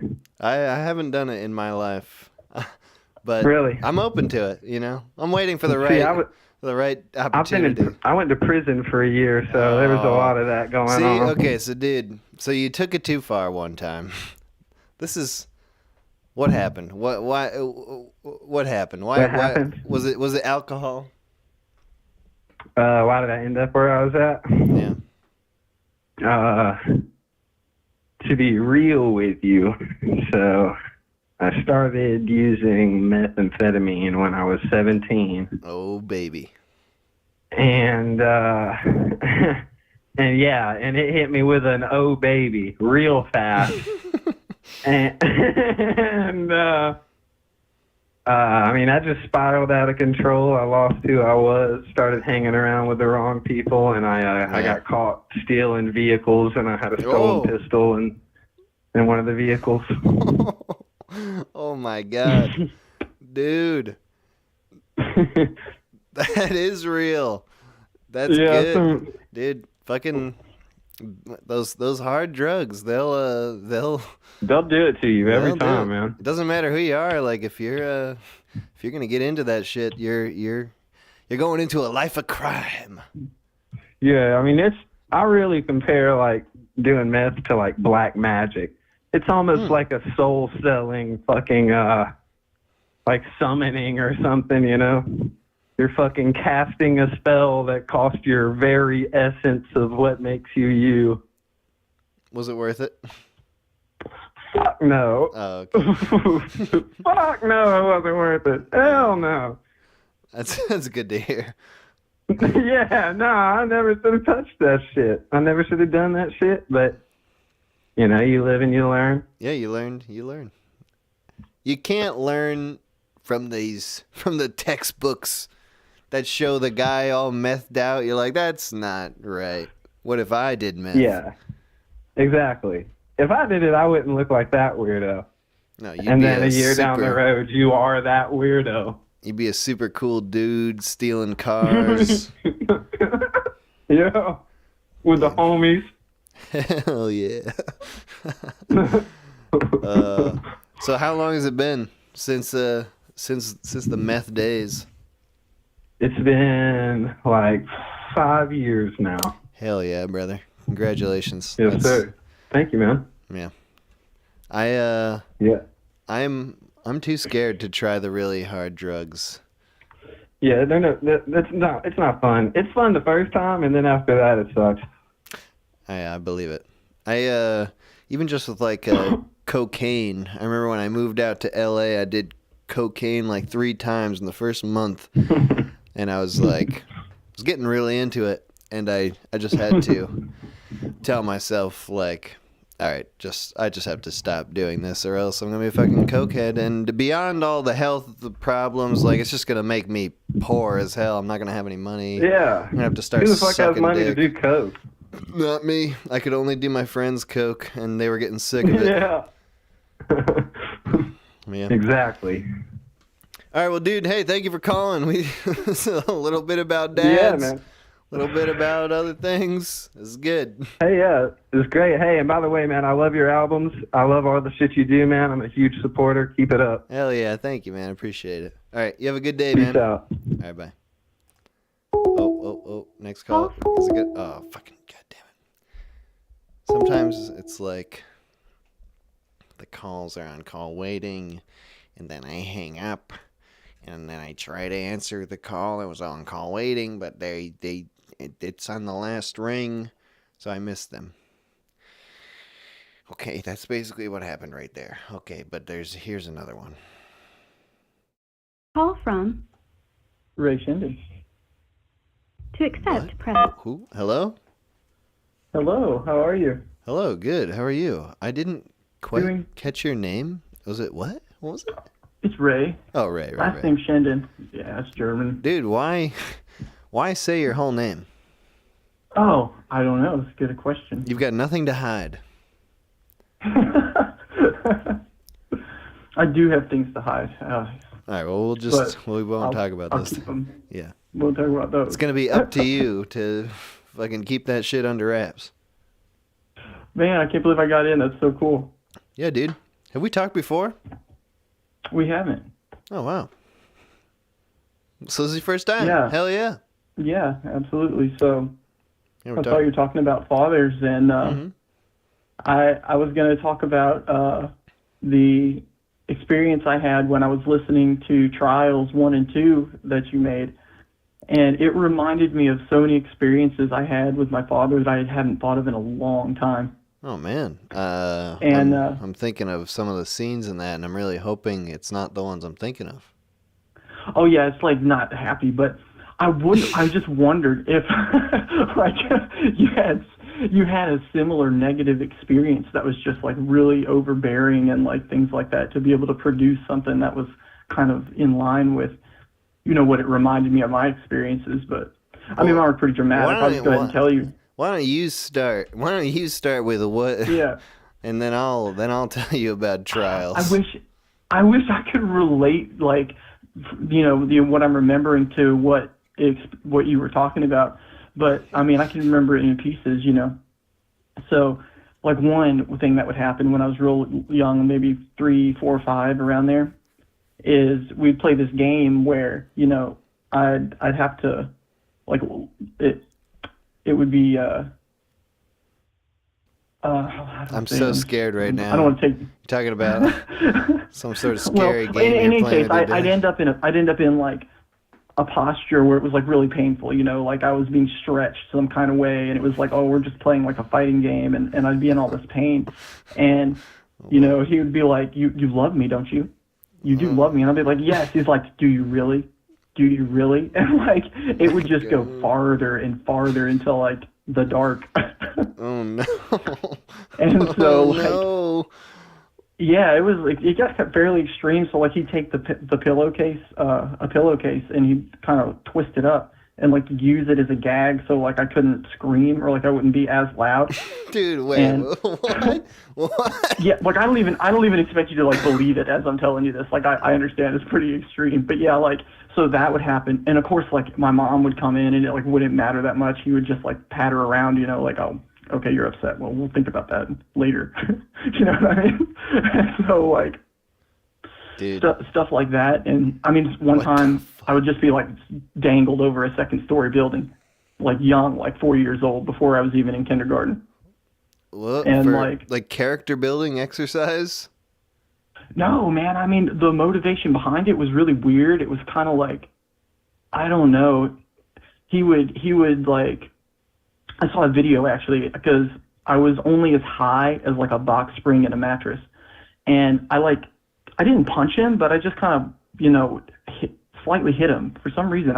It was like out of nowhere. I just hit him in the leg. He took that as like a personal attack, like from an adult. Oh no. And so he looked at me and he went, bam, he like punched me back. And then he like ended up like punching me into the floor, like trying to retaliate. Good God. You know? Yeah, so like it was really crazy. But I mean, he was like a really successful, I never actually knew what he did the entire time. Since I've been born, he's never had a job. Neither has my mom. They just always had money. Oh. I would, you know, that's sort of what I want, but it sounds like you gotta get your kick some other way if that happens. Right. I mean he was like, I don't know. What is it like now? Has this normalized? Has this evened out, or is this a I haven't talked to him in over. Oh man. I haven't talked to him in over 15 years. Yeah. That makes a lot of sense, given all I know about your relationship at this point. Good God, what about your mom? Like, you talk to her? No, she's pretty messed up. Like, oh man, my old lady. Well, she put it the best. We were married. I mean, legally we're still married, but that's another story. But so she put it like this. It was great. She said, because I thought my mom was like one of the good ones. I was like, well, she got with him when she was really young, and she was just, you know, kind of controlled the whole time. But she kind of did pills here and there, and you know, my dad had money, and so she said, you know, when her kid was getting abused, instead of doing something about it, she just wanted to eat pills and crab. I was like, you're right. So I don't really talk to her anymore. I mean, I'm doing relatively good. I'm like in my life, you know. I'm trying to make it through school and working all the time. I live in a house, and you know, it's pretty comfortable. I don't worry about too much. Yeah, I mean, you got a positive cadence to your voice. I didn't take you. I didn't immediately take you for being someone with a completely fucked up childhood. So that's That's good, right? That's a good start. Dude, so they're basically out of the picture then, eh? Yeah, pretty much. Yeah, I mean, that might be the play. That might be the successful move there. Well, you got my dad's stories beat by 1,000 miles. I mean, I can't compete with this. We had one thing. You know. Everything's a competition to me. Sorry. Everything's a competition. It's not your fault. That's what my dad instilled in me. No, we had a fun thing, which I learned later in life was not a normal thing. We used to get birthday spankings, where for your birthday, you get your pants pulled down in front of all the other siblings, and you get spanked for how many years old you were. And it was a joyous occasion for everyone but the birthday person. Sure. We used to love it. I remember chanting and cheering when my brothers would get spanked. But I don't know. It just kind of stopped at one point. I guess at some point, my parents are like, you know what? I don't know about these birthday spankings. I don't know what we're accomplishing anymore. I think we just got to put that to rest. Yeah. But that was pretty much it. Just like Dad just get angry or whatever, but like a normal human being. He never dangled me over a building. He never punched me into the ground. Hey, I'll tell you another story. It's dark, but it's still funny though. Like if you have distance, Oh, I'm laughing. Do you remember that show, Marry the Children? Oh yeah. It had that love and marriage, like the beginning intro. I used to have to stay up late to watch it. Yeah. Yeah, I did too. So we had Mom. She comes in the door. She's crying. The room's a mess, and she's like, "Hurry up! We gotta get it cleaned up. Don't want to get it." I'm like, "There's toast, dude. It doesn't matter how clean this room is." And so we're frantically going around in there and picking stuff up, and you can hear him coming down the hall. He's like, "Go, go, go, go, go!" And I'm like, "Here we go." She closes the door. He knocks it open, like the door frame comes off just a little bit, and she's like huddled in a little position, like looking up at him, and he just starts singing. He's like, "Love and marriage, love and marriage." I'm like, oh my Dude. God. This sounds like a horror movie. He was amused by his own pain. I mean, honestly, he had a lot of weird stuff going on. He did, but I don't know. Lots of terrible things happen to a lot of people out here, and it's just everybody suffers according to their own measure. It seems like. I don't know. Do you think about a fatherdom for yourself one day? Yeah, I was dad to my 3 kids since they were 6, 8, and 10. Oh, you and got now the old kids? Mm-hmm. Yeah. The oldest is 27 now. Good God. Mm-hmm. That's almost as old as me. How old are you? I'll be 40 this year. Oh my God. You sound like a young man. In a good way. In a youthful, energetic way. Yeah, I appreciate that. Yeah, I love to live. I have all kinds of things I love to do. I don't think that's going to change. I hope it doesn't. So did you punch your kids? No, cool. I abused them with education, I guess, a fair amount at first, and just as bad. Yeah. No. But not for too long. Mom kind of corrected that. So you've got you have a relationship with your kids at this point? Yeah, sure do. Yeah, that's pretty good, I must say. That's great. Yeah. Did you feel like you had some sort of a sacred duty to raise your children in a way that was not the horrifying way you were raised, or did it just happen? You just happened to be a normal dad? Yeah, absolutely. I couldn't believe that an adult could act that way, being an adult, or with the opportunity to be an experience for young people. I just couldn't believe that somebody would think to act that way, and I actually went into my childhood thinking how I would have treated myself as a child too at that same time. And that was really interesting exercise to do. But yeah, absolutely. I mean, it's just, it surprises me that you would have an emotional situation of anger and rage and frustration most of the time, almost all the time, being around young people, because they're so full of life and interested and happy to spend time with you, and there's so much joy and like good experiences moment to moment, and to have that experience as an adult around children, especially children so young, I couldn't imagine being that person, Not a lot of love in that person to have that experience. Yeah, have you developed a theory as to what could make that happen? Is it just yeah? I really have. It's they don't see love within themselves enough at all to express any almost whatsoever, and a lot of it is the focus on gain and survival. Well, not even survival, just gain, and gain through lying, deceiving, and not realizing the self-destructive, that's any kind of abuse is mentally a destructive. So like when you huff gasoline or whatever, you're obviously destroying some brain cells, and you get a reward. Right. And there's a reward that comes from those behaviors, but if you don't have any contrast to a decent amount of experiences that have to do with of love, your love is too weak to use. You can't use it. It doesn't solve any problems. It seems like a problem itself. You can't. It's like Gandhi will sit there and tell you, well, yeah, you go to war, you equip yourself with love and peace. And most people think, well, that's the silliest idea I've ever heard of.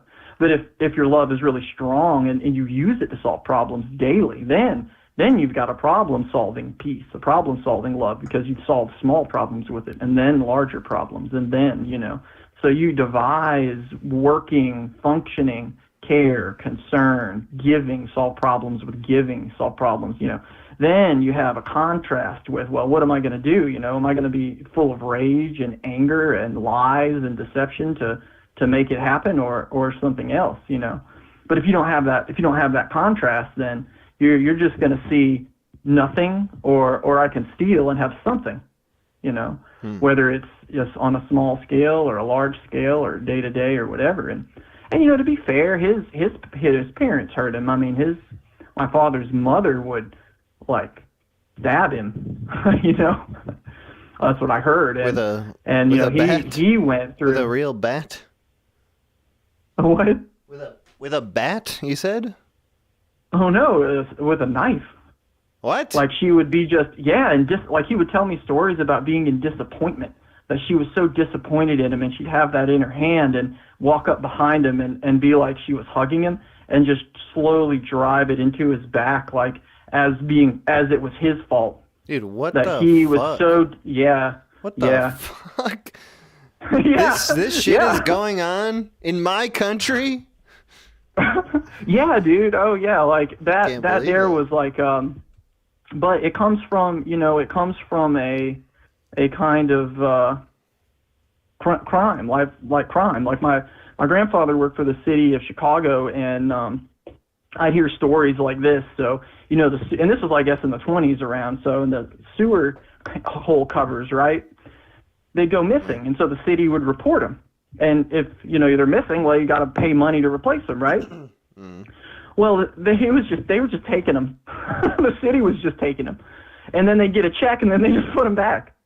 Nice, hell yeah. So, stuff like that. It's just it comes from a heritage of just really having a bad way and a degenerative way to gain for yourself, but you hurt your whole community, and in turn you lose sight of care, you lose sight of what it is to have a love that's one you want, and not one that's talented and powerful and predictable. Those things don't necessarily make a recipe for something that you'd want, and you really pin yourself into a miserable spot yeah, I mean, he had money and he had all these stories. You know, he worked for this big company, he worked for these people, and he is internationally recognized. I mean, he had people at the house from, you know, different countries all the time, and you know, it was just by that it was a measure of success. But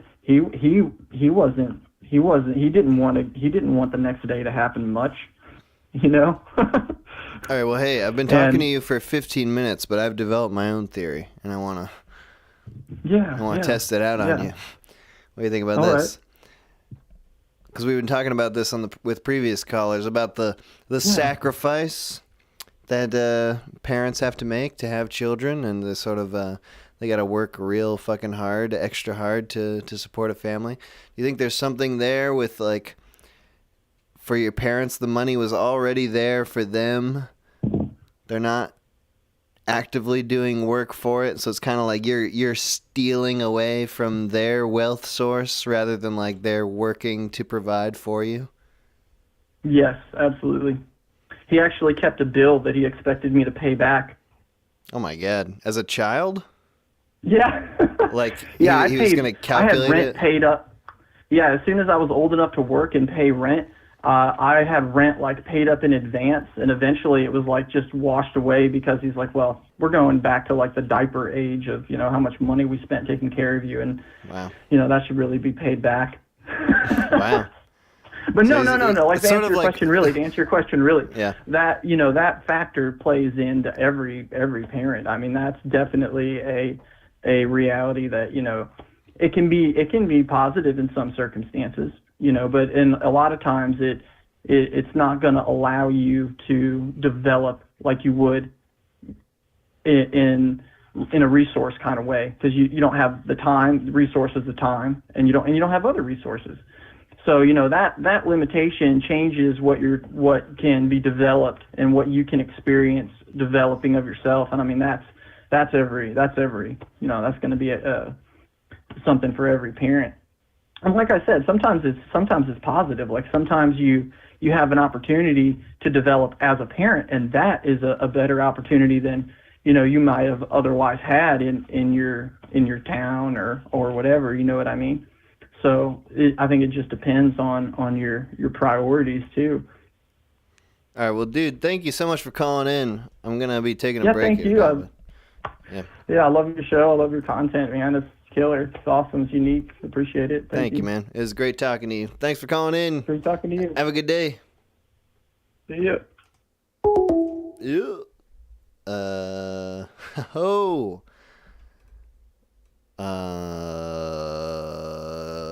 That was fucked up. What the fuck? I just want to complain about my dad. Why do people have actual hard childhoods? Ugh. They make my complaints sound stupid. I'm trying to complain here. Excuse me. I'm sorry your childhood was actually difficult. Mine was just hard for me. No, I had a good childhood. I had a great childhood. I loved being a child. I love life now. I love living. Everything is so wonderful. I don't have any problems. Nope. In fact,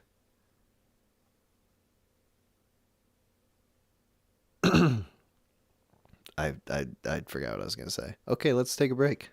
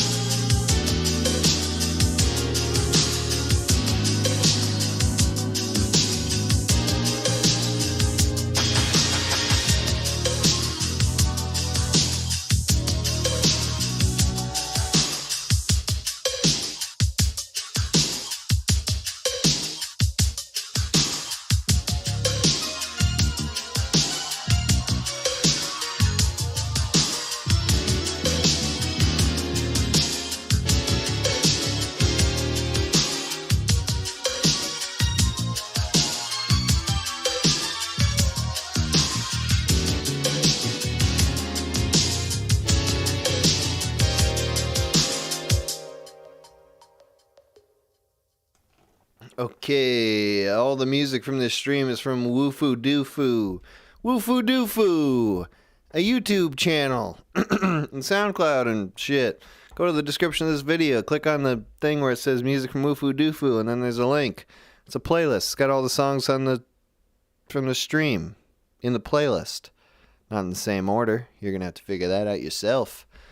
And I sort of fucked up how these things work. So you don't have the song titles. Someone's asking the song. That one was "You Are Walking on a Rainy Night in Japan," 1986. Work in progress. Okay. So now you know. Okay. Jesus. Just fucking click.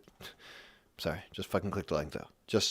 Sorry, but just fucking click the link. Then you don't have to fucking ask me. That was really took so much time to say that. Okay, Woofoo Doofoo music. Hey, also the HUD from this stream is from Slouch. You know Slouch? Great animator fella. He's got a new animation out on his channel right now. If you click on the description of this video, click on the thing that says Slouch, you're going to find that guy. And you're going to watch that video and you're going to have a great time. Okay, we're back into the calls. Call from Taylor. Taylor. Hi. Hello. Hi, can you hear me? Yes, you sound incredibly clear. You sound almost like a robot. I'm calling from my computer, so that might be why. Hell yeah. Internet lady. Yeah, we don't get great cell coverage where I live, so I have to do this. Where you at? Alaska? Antarctica? No, I live near the mountains in Utah. Oh, cool. You Mormon? No, was. Ah, nice. Former Mormon. Cool. My family grew up Mormon. Is your family Mormon still? No. They all left? My parents left the church when I was like 10. Oh, okay. It was actually my dad's decision. Oh, nice. Dude, relevant. Relevant, yes. What was it? What made them leave the church? Oh, a lot of things. If my dad told the story, he's said this a lot of times. It's a lot of little things over time that like built up to him finally leaving. But the Mormon church teaches like you're not supposed to read certain kinds of literature. There's like forbidden literature. And like what? One of my dad's friends gave him some of that forbidden quote unquote material. Marvel comics. My dad learned about the actual history of the Mormon church, and then that was like the final straw. What kind of forbidden literature is it? Is it about the Mormon church? It's just like factual historical information about the church and about Joseph Smith and all that. Yeah. That would be a bit disheartening to learn. Yeah. Well, and my mom wasn't really a believer, so when my dad was like, I think I want to leave the church, she was like super supportive. Like, hey, let's do it. Oh, that's cool. I would love to leave the church. She grew up in a Mormon family too, but she wasn't really. She never believed. Whoa, okay, yeah. So did both your parents? Were they raised by Mormons also? Yeah, and both of our outer families are still very Mormon, but they've been leaving the church a lot over the last decade. So I think it's just down to my grandparents now. I think we're the only Mormons left. Whoa. Do you think this is everyone else left the church? Do you think this is like a movement? Is Mormonism dying? I don't know if it's dying, but it's not growing as much anymore. And it's they've made a lot of stupid decisions too. But... Like what? I don't know how much news you read, but recently, just a few years ago, they said something about like, hey, if you're a child of like gay parents, leave your parents, leave your family. That's not good advice. You won't get into heaven if you have gay parents, something like that. You have to be adopted. You could be adopted by a Mormon family. It's like they've had a lot of issues with LGBT recently. Do Mormons adopt? Oh yeah, okay. And that's a long topic. that could have a lot of discussion. Well, let's just move right along then. All right, so you're in Utah. You're a former Mormon. Your dad prompted the leave to the church. So you this is good then, because I was thinking you're a former Mormon. sometimes that happens, like the kids leave, but the parents stay. But so this means maybe Yeah. you still have a relationship with your parents? Oh yeah, yeah. We have a lot of birthdays in June. My mom's and my dad's and mine are all this month, so we've had a lot of nice. family time. When's your birthday? It was June 12th. Oh, happy birthday last week. Thanks. Cool. My dad's is like next week. Happy birthday to him next week. Who else? My mom's was the day before mine, June 11th. So Hey. it's all the same month. You know what I'm going to say. All right. So that's cool. So you guys still hang? Are you in the same like vicinity, or do you Yeah. We all live within like a 5-10 minute drive of each other. Oh, nice. So we see each other a lot. Is that good? Are you guys close? For a while I wasn't. There's been, ups and downs. But for the most part, we're really chill. We get along. Tell us about the deepest down. Tell us about the worst. Ooh, you've had a lot of downer moment. stories today. I gotta say, I've been listening it. You could tell us about the uppest up if you want. I'll tell you a downer first. Okay, nice. It's a good downer. I don't have a lot of them. Yeah. Do an upper. Do an upper. All right, we'll do an upper. Let's take some uppers right now. When I was young, my younger brother got bullied a lot in school, like way too much. By you? By me a little bit. I'm the oldest sibling, so yeah, that comes with the territory. Right. But at school, he was getting like physically bullied, verbally abused, all that. Mm-hmm. And to the point where at like 12 years old, he got depression. Jeez. And my parents didn't really know how to deal with that. Mm-hmm. Except that my dad came to talk to him, and I was listening from my room. My dad was like, okay, next time he bullies you, you're going to hit him until you draw blood. Yes. And I don't care if you get suspended. You are going to punch him into the ground until you draw blood, and then you stop, okay? You're not going to kill him. That's great advice. And I was shocked because we were raised not to hit each other at home. As siblings, if we ever punched each other, my parents would get really upset. So this is the first time I ever heard my dad be like, "No, hit him." It's different at home. You love each other. Yes, I agree. It's different. But as a kid, that logic isn't in there, right? It's but that's against the rules. So yeah, very shortly after, the day after, or maybe a couple of days after, I heard the news that he got in a fight at school. Ironically, he was the only one bleeding, but he beat the other kid up worse. He got hit in the nose, so his nose was bleeding, but he didn't really get hurt. Dude, I'm beaming with pride for your brother right now. Yeah, so he got suspended. My dad took time off work and then took him on a huge trip for his entire suspension. That's amazing. Just him and my brother. I had so much pride in my dad. I was like, he's for his violence. That's good. Sometimes that's what it takes. I mean, hey, it's the only thing these fucking bullies understand. Just gotta beat the shit out of them. Yeah, it always depends, but I think that was the right call.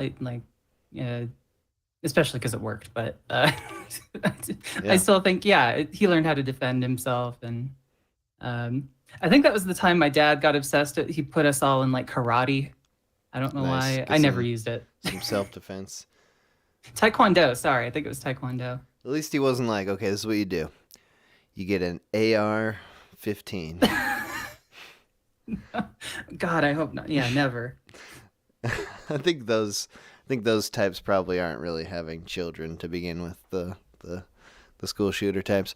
But that's a great dadly advice. Is know, what's it seems like an unsolvable problem to a child, but it's well, you just didn't think about violence.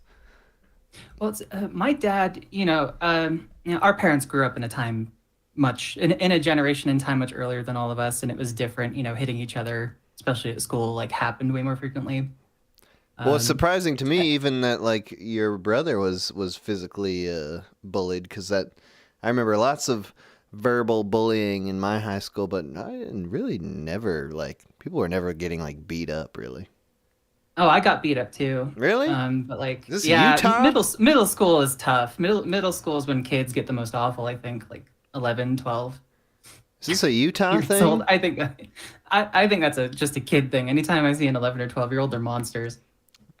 I mean, they are. They are. I just think kids at a certain stage, like just pre-puberty, are huge monsters. It's true. There's no denying it. Not all of them, but for the most part.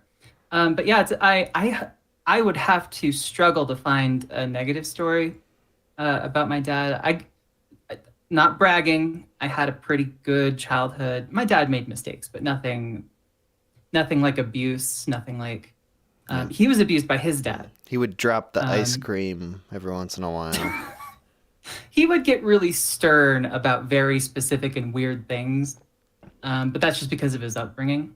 Mm-hmm. I remember I was 16 years old, and he was like, "Hey, you and I are gonna go pick up some wood chips." And I was like, "What the hell are you talking about?" "Yeah, get in the truck. We're gonna go pick up some wood chips." "What? All right." Get in the car. And that was an excuse for on the drive to actually go pick up wood chips. I guess he was doing something in the backyard. Give me like the birds and the bees talk. Nice. But I was like 16. It was too late. It was far too late to be giving me the sex talk. It was far too late.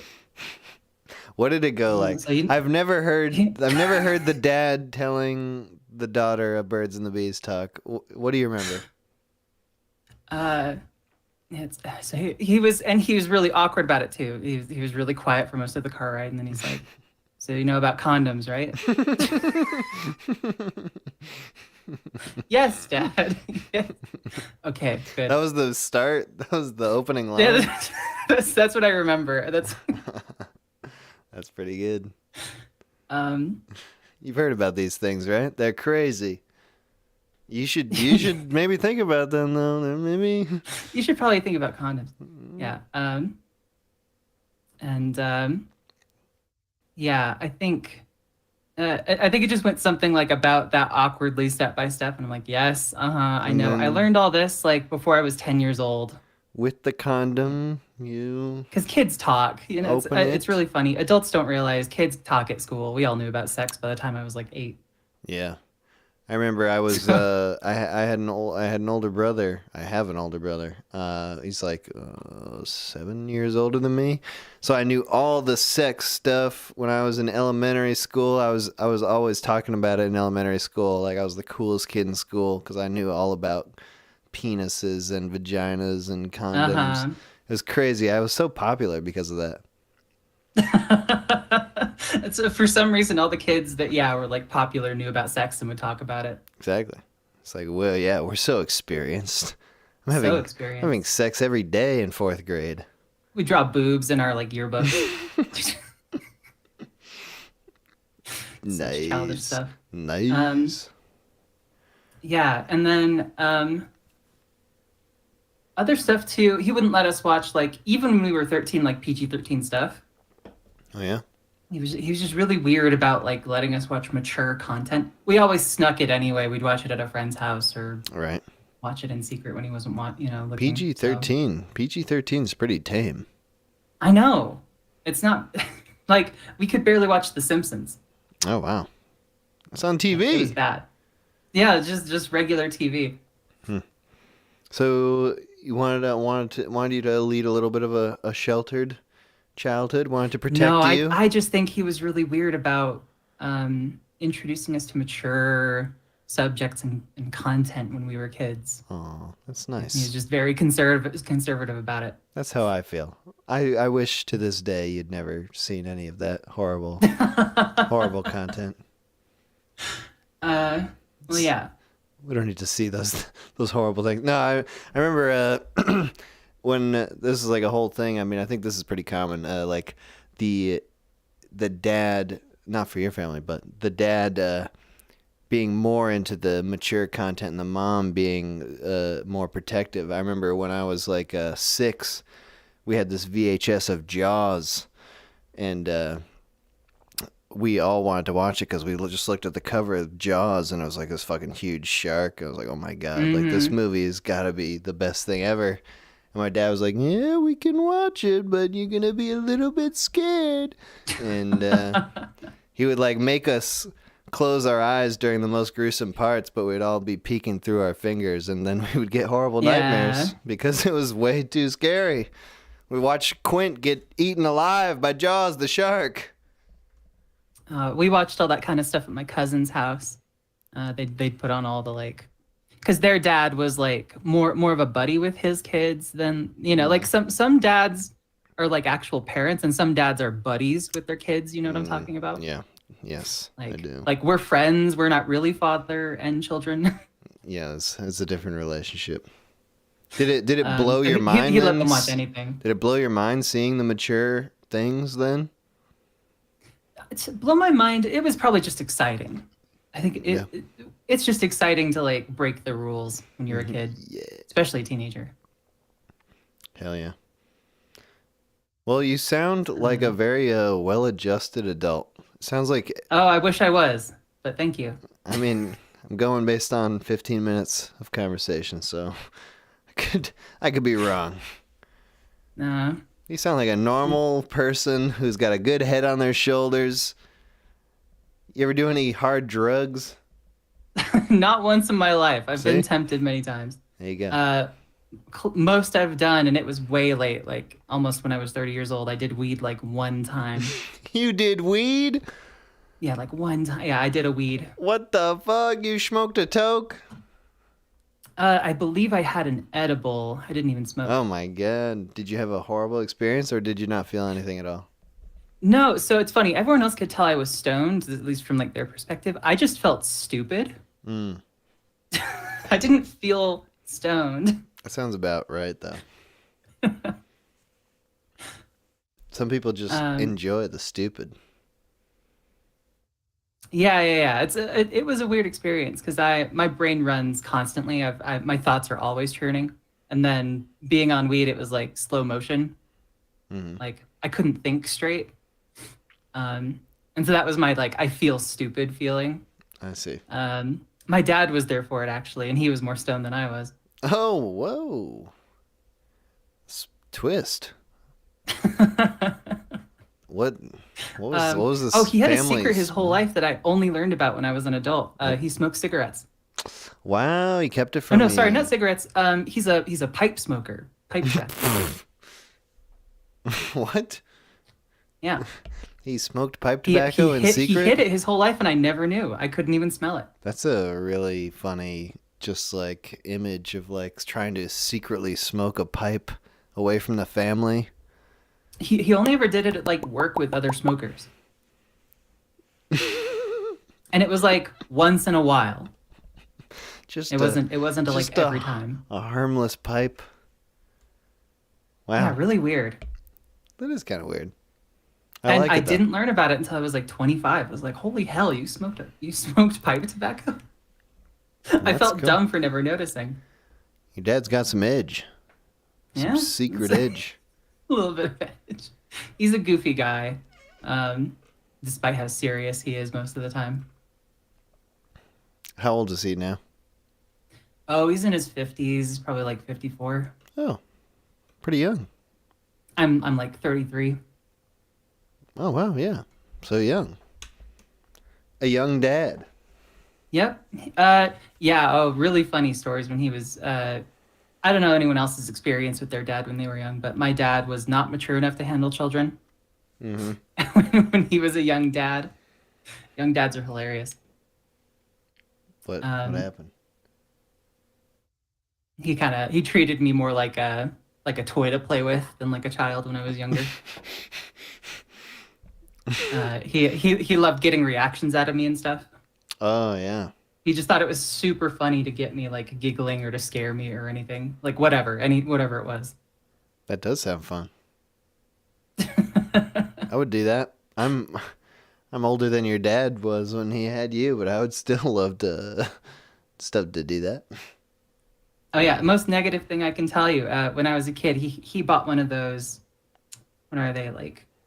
he bought some toy spider that has like an air pump attached to it, and when you squeeze it, it would make the spider jump. Mm-hmm. And I was like 2 years old, and he loved to use that thing on me to scare me. So guess what I got? Arachnophobia. Nice. That's the most negative thing I could say about him. That's nothing. That's nothing. We all got arachnophobia just from watching that movie Arachnophobia when we were too young. Yeah. You ever seen that movie? Which movie? Sorry. Arachnophobia. The movie. No, I don't think I've seen that. Oh, it's well, great. and I don't think I would. It's very. Watching it as an adult, it's like a comedy, but as a child, it's like the worst nightmare. Just spiders like taking over a whole town. Oh my god. Yeah. No, but it is good. Hey, thanks for calling in. This is good talking to you. This is nice. Positive. Good dad. Positive. For once. Hey, thanks for letting me call in. I appreciate your show. I've been subscribed since you were less than 10,000 subscribers. So. Woo! Hell keep yeah. going. That's good. That's real good. All right. Thank you for sticking around. All right. Have a good day. See ya.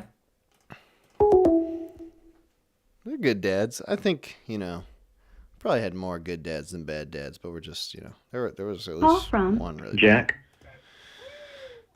Oh, that's To me. accept. God damn. Hello? Hey, how's it going, Minute? Yo, good. How are you?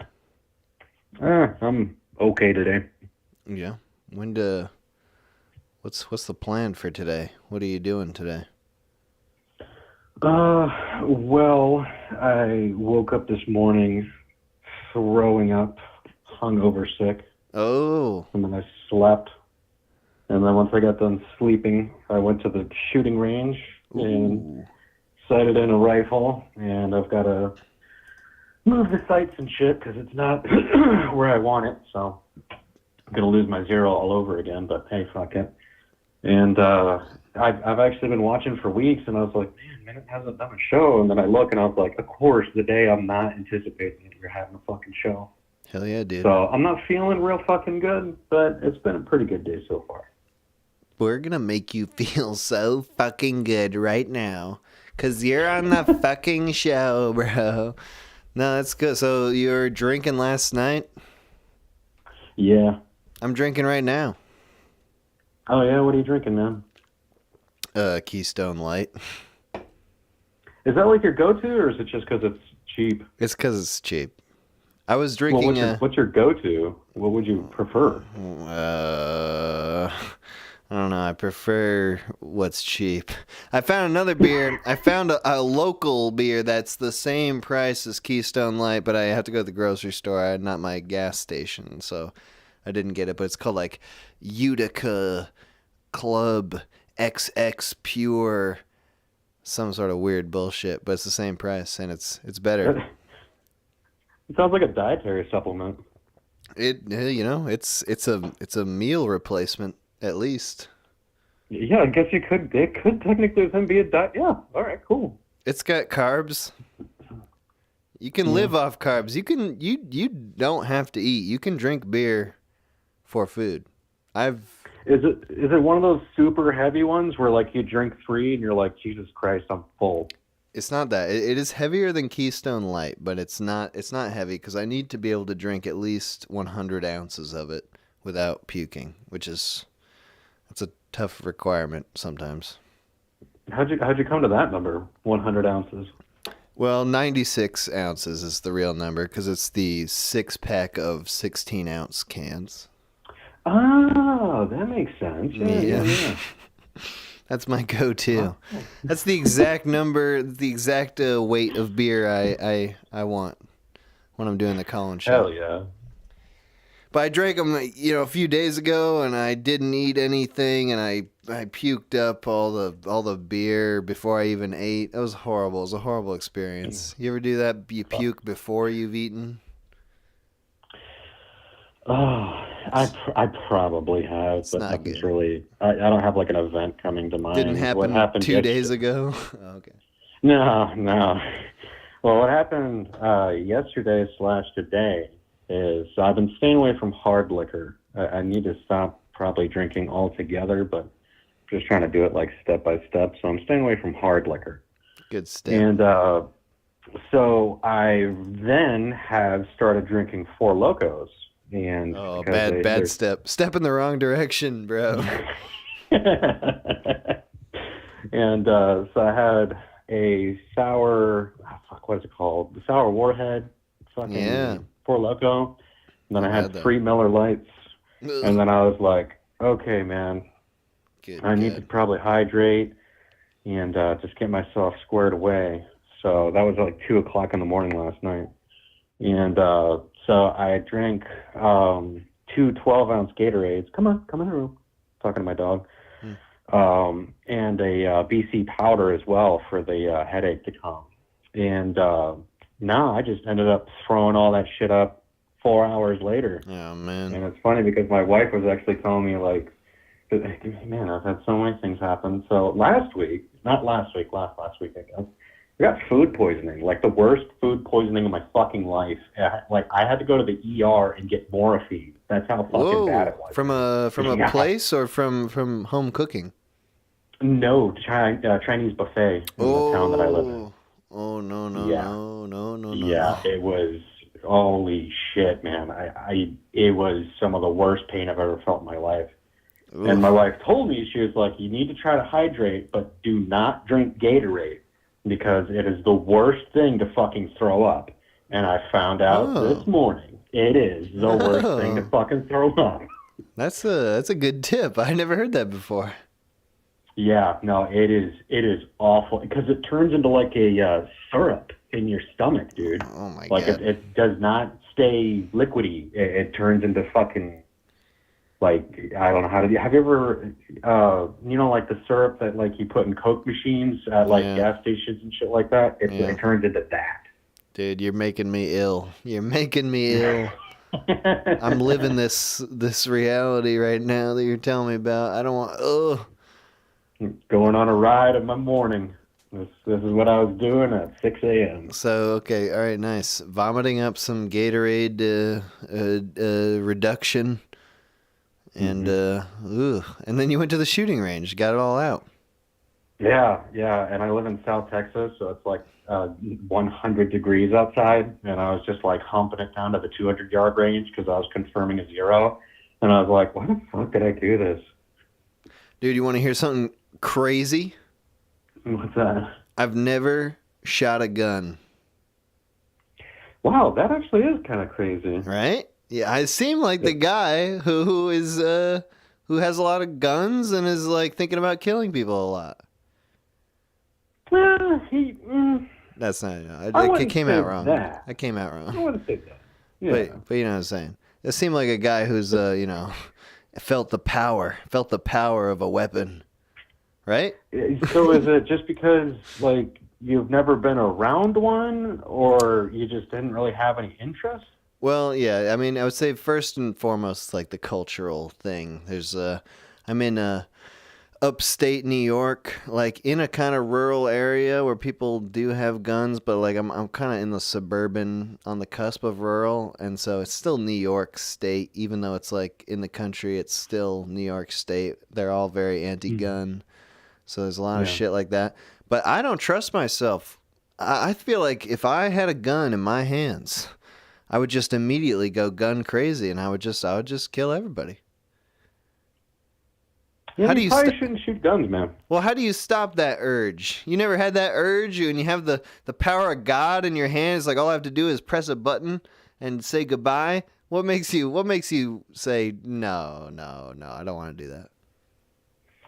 Well, I've been arrested before and spent time in jail and have faced possible prison time. So I kind of know what comes after if you live, at least to a small degree. So that's a really, really big deterrent for me because it's like, I mean, like I said, I live in Texas, so it's like I literally have a gun with me all the time. So I could kill people at any time, but I generally don't do that.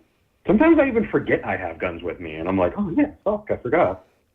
I think that's, like, I find that admirable. Like, having a gun and not using it, that's more admirable than not having a gun and not using it.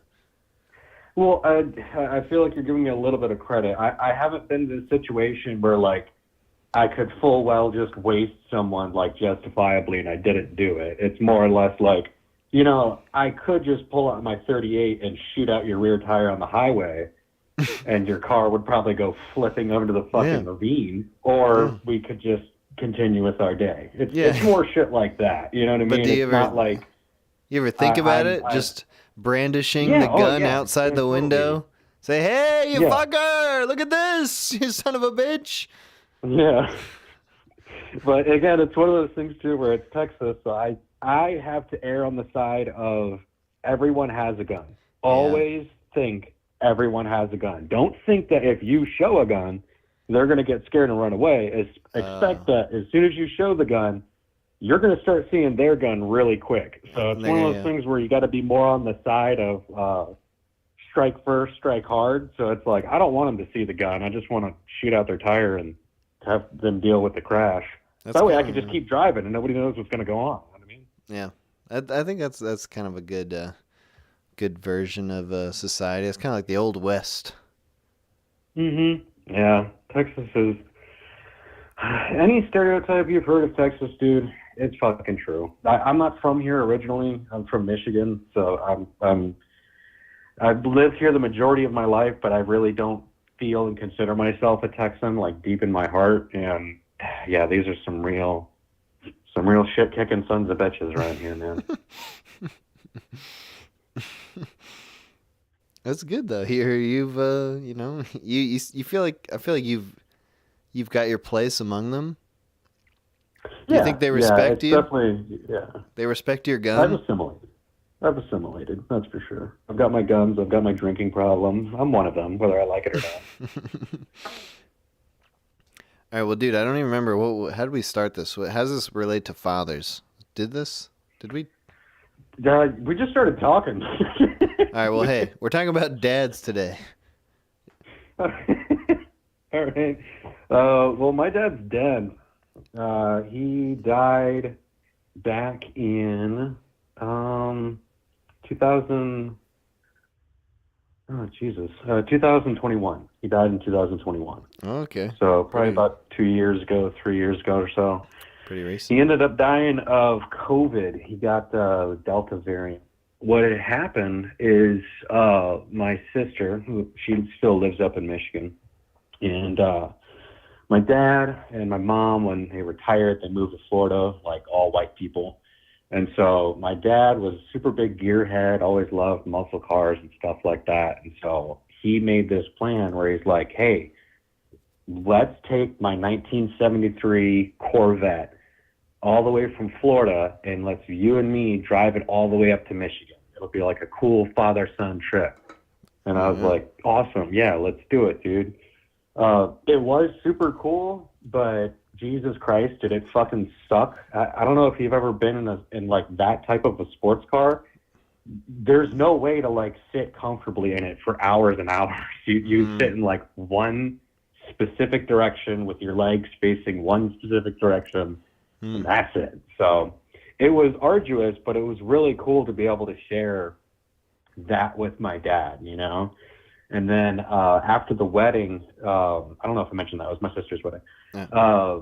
After the wedding, I just flew back home, and Dad was going to drive back down. Well, when he was driving back down, somewhere along the road, he caught COVID, and it chewed him to pieces, and he ended up scraping to death in hospice. We were all there, and it was a really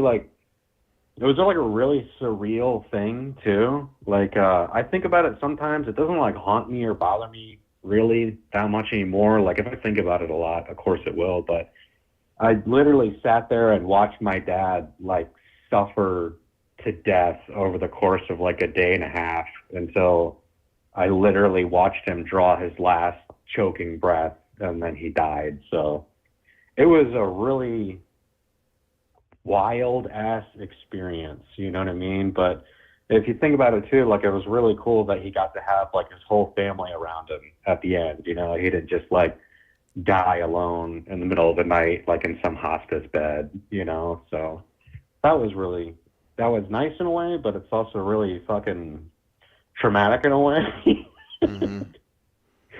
So Sounds like incredibly sudden. Yeah, it just happened.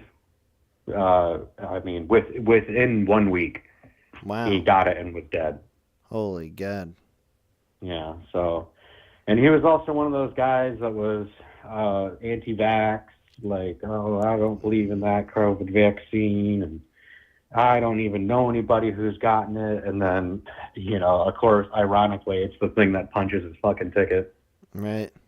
Dude, I'm one of those guys. He just ruined my whole philosophy.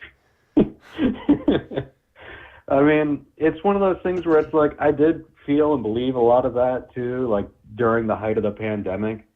But I would say also, man, like since my dad died, I feel like I've also been able to like chill out a little bit more in my life and become a little bit more me. So my dad was really, really, really heavily religious. We've talked about it before, but I'm sure you don't remember. But I grew up evangelical, like, big into the King James version of the Bible and all this kind of shit and like miracles and all that kind of stuff. And he was really, really, really into it. We grew up really, really strict. And I know he was just doing the best that he could.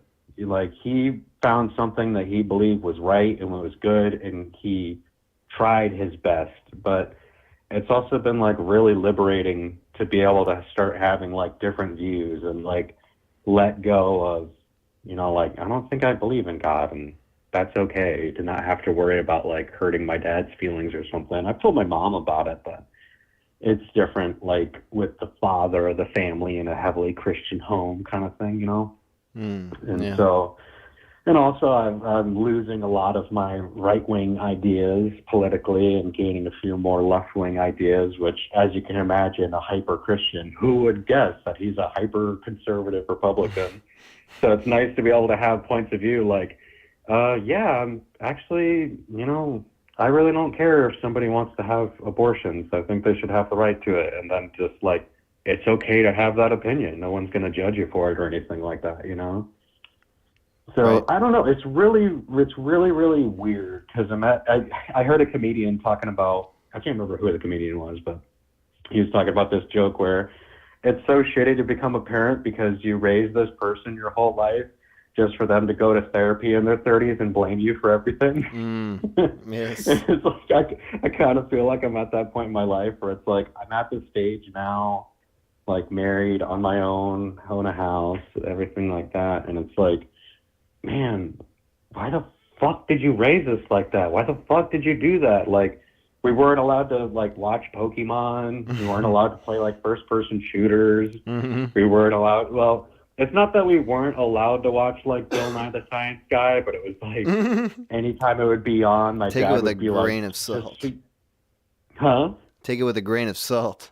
Yeah. Like, this is all just propaganda of the evil one, like that kind of shit. And it's like, your dad was right though. Bill Nye became so paused. He became a propaganda man. Come on, man.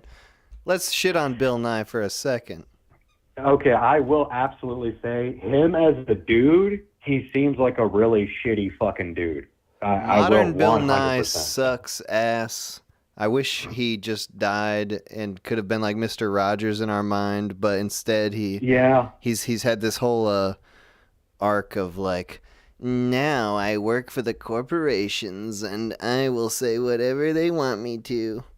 I'm sorry. Okay, no, I'm derailing this conversation. He had like really weird ass, out of touch Netflix show too, right? I didn't watch it because I didn't really like give a fuck, but yeah, from what I remember people saying, they were like, what the fuck is this even about? I just remember watching some videos, like one of those GQ videos where it's like celebrity answers tweets, and like people, some dudes are tweeting him like some earnest science questions, but they were like a little too based, and so he wouldn't in his response give like the earnest science answer. He was just like, well, you're obviously like an idiot who thinks this, and this is obviously real because science said so. It's just like he's abandoned the whole like explaining things in a nice, digestible way, and now it's like, I'm gonna dunk on the haters.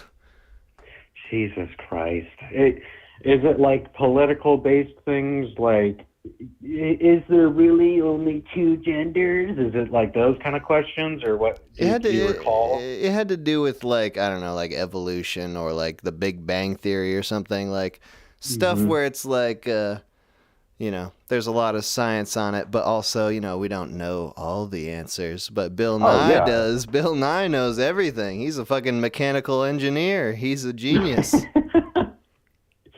I will say, though, dude, I don't find Bill Nye as insufferable as Neil deGrasse Tyson.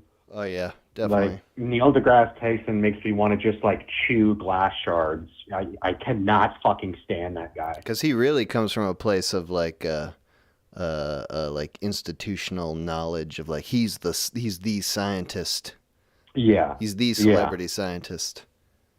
And just watching him, you can tell he's so excited to hear what he's going to say next. He's got it all planned out. He's rehearsed it in front of the mirror. And just the pompous, pious way he says things, too. Like, I remember seeing this video where he was explaining the tides. And he was explaining the tides to, like, I presume the guy was in, like, his mid-20s or so. I realize not everybody knows everything about the seas. But I think most people understand that the tides work off of the moon and the sun. I remember being taught that in, like, middle school or whatever. I've heard that. But the way he explains it, he goes, well, what I'm about to say to you is probably going to blow your mind. And it's like, fuck you. Get the fuck out of here, you fucking idiot. Tell me, Neil. Like, blow my mind. Yeah. No, it's just gonna blow my mind. The fact that I'm what not I'm a going to sailor, and it means fuck all to me. It's probably gonna make you make a soy jack face like you've never made before. Oh, Jesus Christ! I cannot stand Neil deGrasse Tyson. He's a little fuckhole. All right, well, hey, we're getting off topic a little bit, but hey, thank you for calling in, dude. It's great hearing from you. Yeah, no problem. It's always good talking to you, man. You have a good weekend, man. All right, man. Have a great day. Bye. All right, bye. Okay, nice. Let's take a break. Let's take a little break. We'll come back. We'll do like one, maybe two more segments. I have one more beer, so probably one more segment. Okay.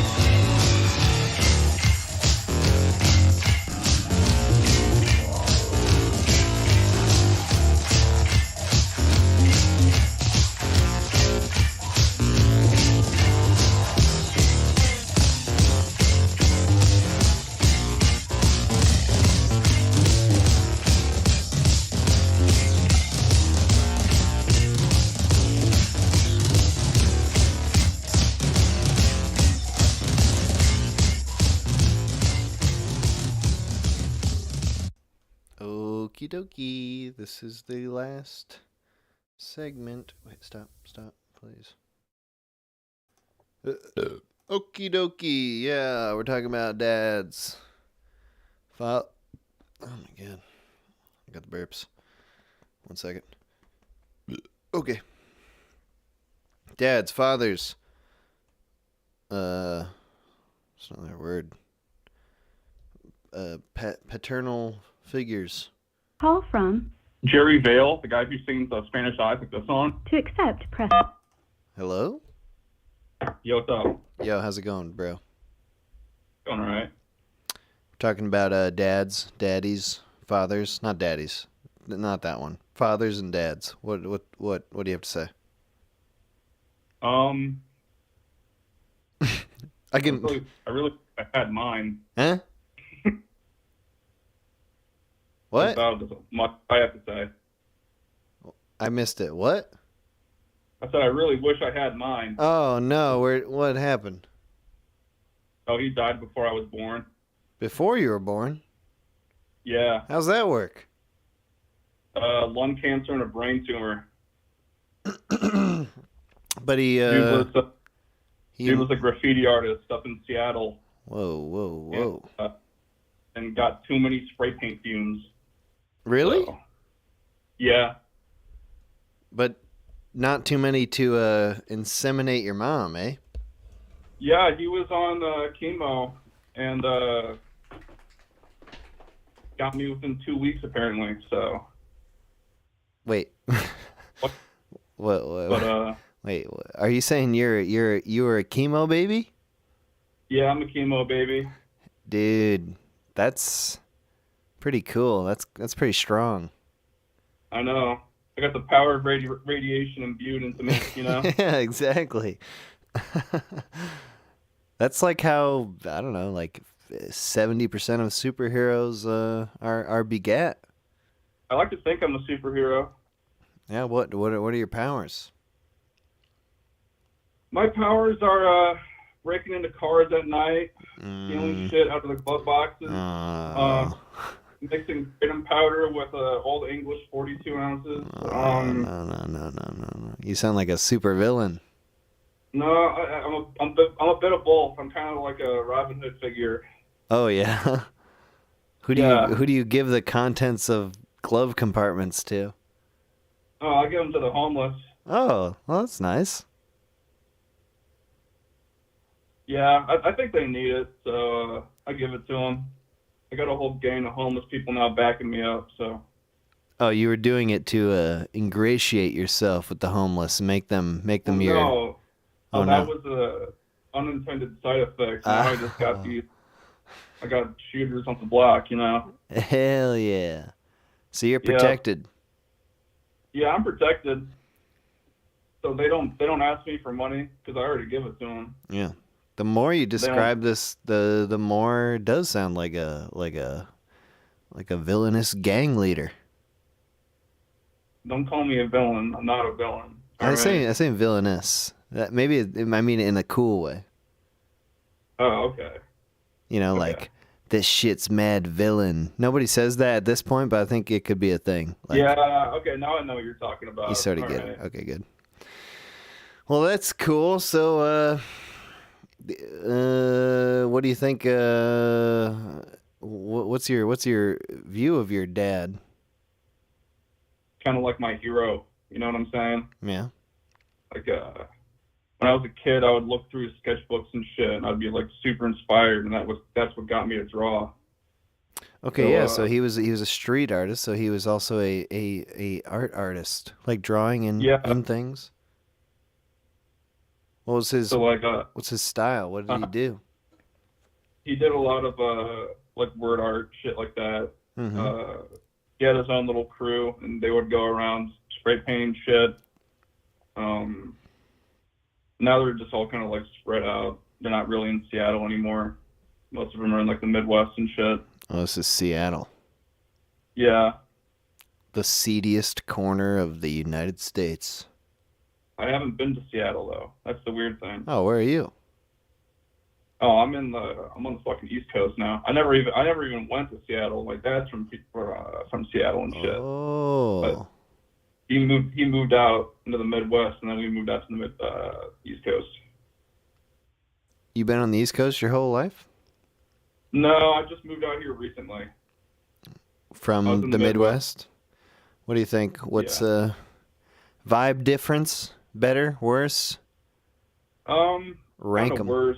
Worse? I prefer the Midwest. It's a lot more simpler out there. You go to all like the 4 seasons pretty evenly, you know. Okay, it's simpler in terms of weather. Weather and people. Like people aren't like your coworker isn't gonna get sent to like the fucking like loony bin because he's like a schizo or whatever. Okay. Yeah. A little more even keeled.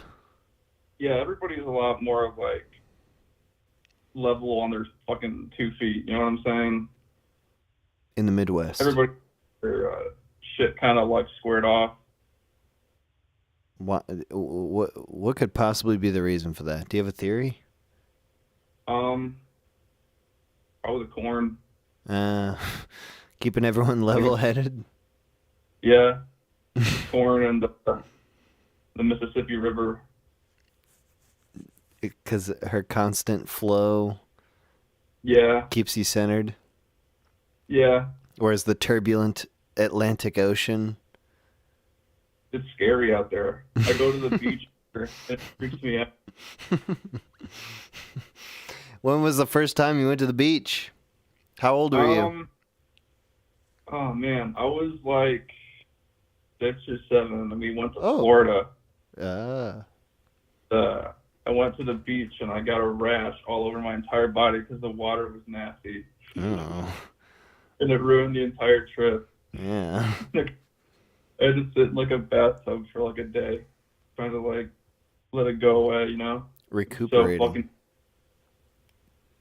Well, that sounds horrible. horrible. Like a oil spill or some shit that happened nearby. All right, well that's an atypical beach experience. Yeah. All right, well anyway. I was at the beach and there was a whale and it told me that I had to break into cars and give all the contents to homeless people, and that's kind of what set me on the path of becoming a hero. Oh, it was a whale. Because they communicate. They do. Have you ever watched that Star Trek movie with the whale? I have not. I know of it, but I have not seen it. They saved the Earth by time traveling and getting 2 whales to talk to the giant monster that's about to blow up the planet. And that was a big inspiration to me when I was a child. So I did not know that was the actual plot. I knew it had something to do with whales. I didn't realize that it was that the whales were better at communicating with.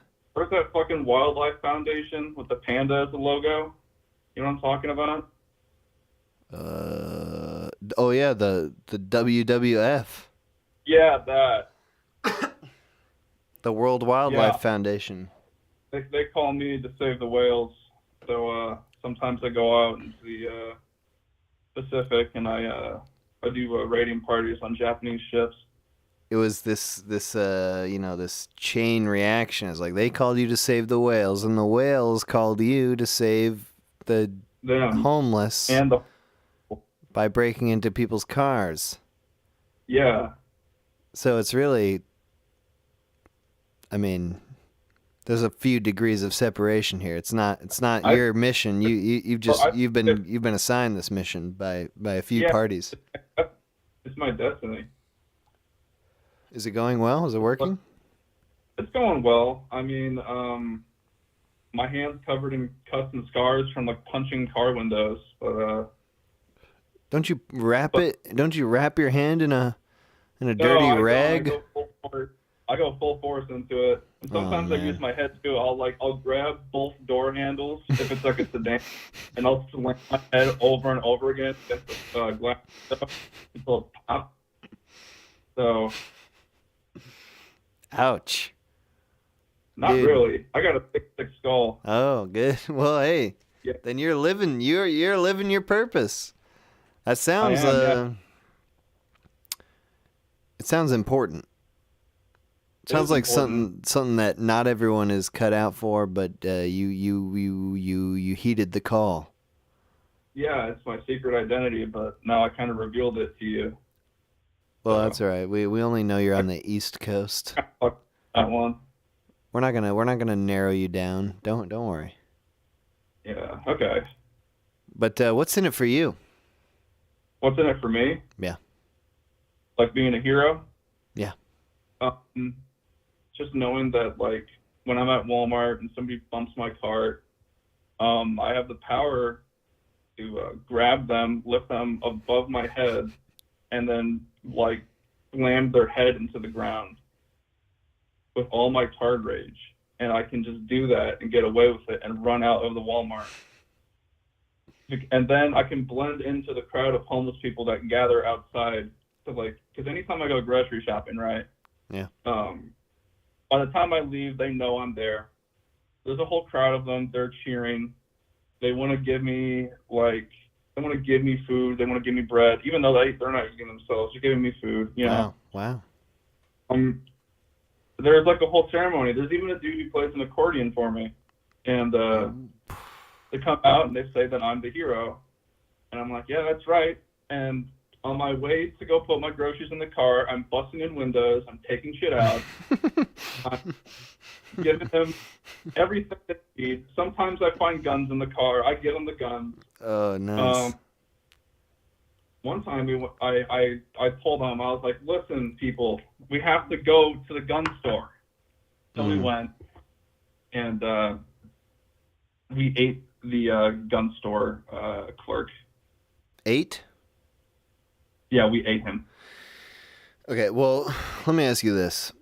When you're doing these things, when you're sort of kind of like an Atlas type figure, you're shouldering the burden, the world of the homeless on your back every day.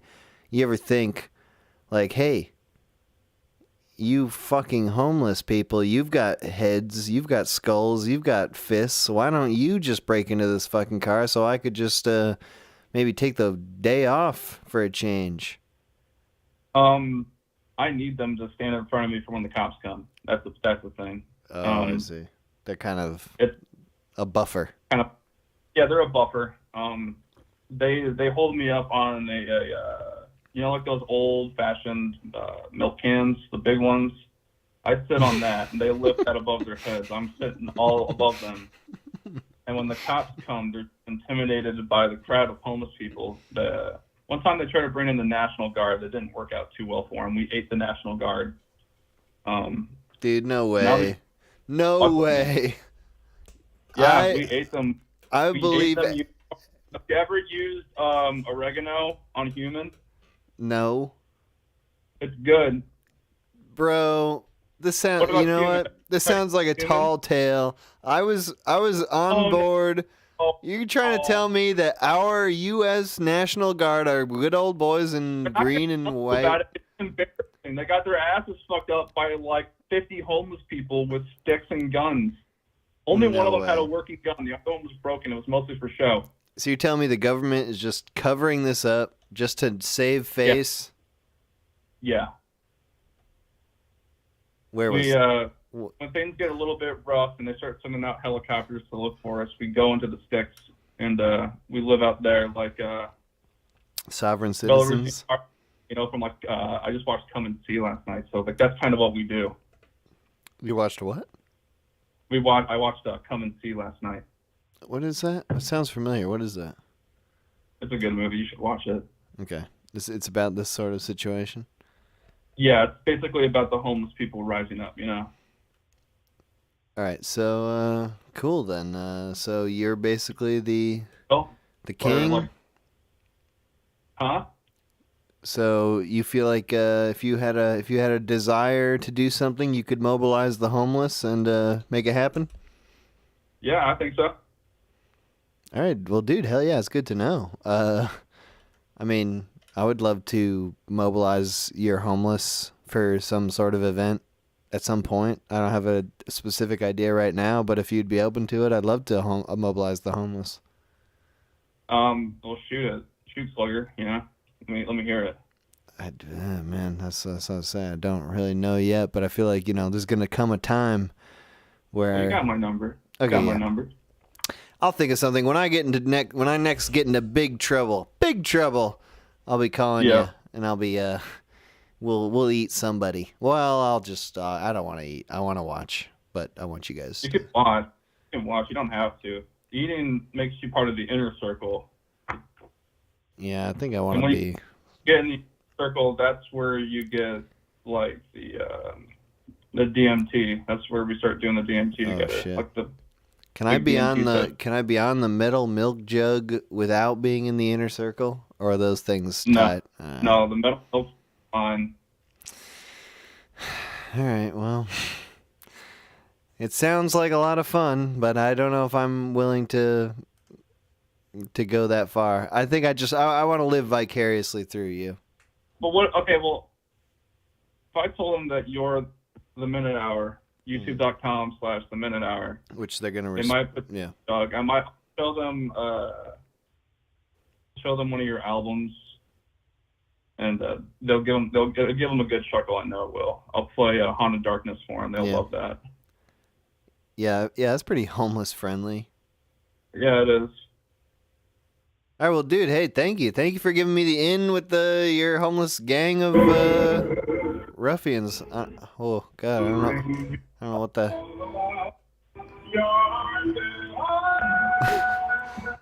It's good talking to you. I'm just gonna say goodbye now. But thanks for calling in. Oh, that was just crazy. There's no way. There's simply no way that man has a gang of homeless rapscallions eating small business owners. Come on. No way. But if it's true, I'd like to be a part of that. Okay, I got someone else. Call from Max Frey. Hello. Hello. Is this Max? Yes. How's it going, Max? Is this the Minute? It's me, the man. Ah! Whoa. Oh, shit. This is first time, sorry. I'm kind of nervous. Just kidding, bro. But, this is a soundboard. It's me, the Minute. Nice. That's a nice grill. I forgot the lines. Never mind. All right. What's up, dude? I don't know. It's a hot topic, I guess. Dads. Yeah, we've had a decent variety of fathers on this stream so far. What do you have? What's your dad situation like? Non-existent at the moment, because it has been for a while. Yeah. But as far as I remember, my father was pretty tough. Mm-hmm. He'd always, he'd tell me to hide in the back of the car, and he'd pick fights with strangers, usually over petty shit. Mm-hmm. And he liked to drink. Mm-hmm. He had a shirt when he'd pick me up from a karate class that he forced me into, and it said, "Shut up and drink your beer." But long story short, he killed himself when I was like 12 or some shit. Oh, no. And then, I guess, for whatever reason, growing up, people, whether it be the school or my mom, would try to force a male kind of influence on me, and I never really got that. You know what I mean? They're trying to get the replacement dad figure. Yeah, none of that. So I'm just stuck with daddy issues, I guess, which kind of sucks. But yeah, I don't know. I remember I think it's unfair because in my life, whenever I meet an older guy, you know? He's like, how about I just put you under my wing, you know? I was looking for that, but, you know, it always comes at a cost, you know? There's something up with those people. What's the cost? I mean? What's the cost? They want something? They want you to be their rent boy? Yeah, something like that, you know? You know, easy target, right? You know, I remember I was kicked out of the house too when I was a bit younger, and I lived with these Greek people, and holy Greeks! Fuck. Oh no! Yeah, no. Bad yeah, news. I mean like, Opa! So, anyways, I work at this restaurant, you know, getting paid fuck all, and you know, I'd always like they break the fucking plates in the restaurant every fucking Saturday night when they got the belly dancer. You know, it's ethnic, it's Greek, it's everybody's having a good time. Whoa. Yes. So that's Greeker than I've ever heard. Yeah. So I'd be like going by the bar, you know, minding my own business and just fucking sweeping up the plates and stealing liquor. Nice. When I could, but there was this man. I remember it was a late night, and there was this man, and he's just like he's a regular fucking drunk, you know. I'd have to talk to the customers. I wasn't allowed to leave because like I was supposed to, you know, customer service or some bullshit like that. Right. And he's telling me about his fucked up life. He was like an ex-cop, and like I don't know, he's going through a divorce. And he's just like, you know, this is around the time I was getting kicked out because I told the ministry at the time that I was getting beaten because I fucking was. You know, because it's old school Greek philosophy, right? You know, you gotta punish your children or some shit. I don't know, even though I wasn't blood related. Yeah, I only know ancient Greek. Did you get wrestled and nude for the Olympics? Dude, no. Sometimes I remember this one time I came home really late, right? And you know, I don't know who this man really was. All I know is that the reasoning why I lived with this family was because my grandfather on my mom's side was a German chef who worked at one of his restaurants back in the day, and then he died really young. So then my mom and my uncle lived with them because they're, you know, godparents, right? Yeah. So when my mom fucking kicked me out, I ended up living with them, right? But anyways, so like I come home like way too late, you know, and I remember I was coming down off MDMA, and like, where the fuck have you been? I'm like, you know, and then he's just drinking wine like a maniac in his underwear on the couch, and I remember he's strangling me. He's like, rah, rah, rah, rah. Oh no! You know, fuck. I mean, what doesn't kill you only makes you stronger, I guess, right? Is that the Greek philosophers? No, that's Friedrich Nietzsche. But yeah, I don't know. It was whack. But yeah, like this cop though. I remember this cop. He was like, I have a gun, and I have one bullet in the chamber, and you know what? I just need family, and like I'll put you under my wing and all this shit. And I remember I was like, fuck this shit. I started walking out of the restaurant, and he chased me, and yeah, that was terrifying. So I don't know, but I think, yeah, I don't know what I think. I feel like all dads are kind of fucked up, you know, arguably. Yeah. Or maybe I'm biased. Why do you think that? What's your theory? Actually, that's not true. Oh. I haven't experienced it myself. You know what I mean? Non-fucked up dad? Yeah. Like we've had my father uncle, figures. Yeah, father figures maybe. I don't know. It's like I don't know. Like my uncle he just had a kid, you know, it was like my cousin, and he moved to Berlin and met some Danish woman and had a kid and whatnot, and he's loving being a dad, and he's, you know, he's a good dad, and it's really good to see, but he's also like pushing 50, so it's like, how long are you going to be, you know what I mean? Yeah, do you think that's that kind of seems like a big part of it to me, is how old you are when you have kids? Totally. My parents were I like almost had a kid. 22 when they had my older brother. Oh, shit. I was 22 8 years ago. If I had a kid 8 years ago, I would have fucked that kid up. Like shit. Even if I had a kid Oh now, my God. I would still, I would try, but it's that kid would not be okay. Wouldn't be a normal kid, that's for sure. Yeah, totally. I don't know. I'm not like against like for other people, if they want to have kids, that's cool. But like for me, I just feel like, I don't know, like I'm like borderline like anti-natalist.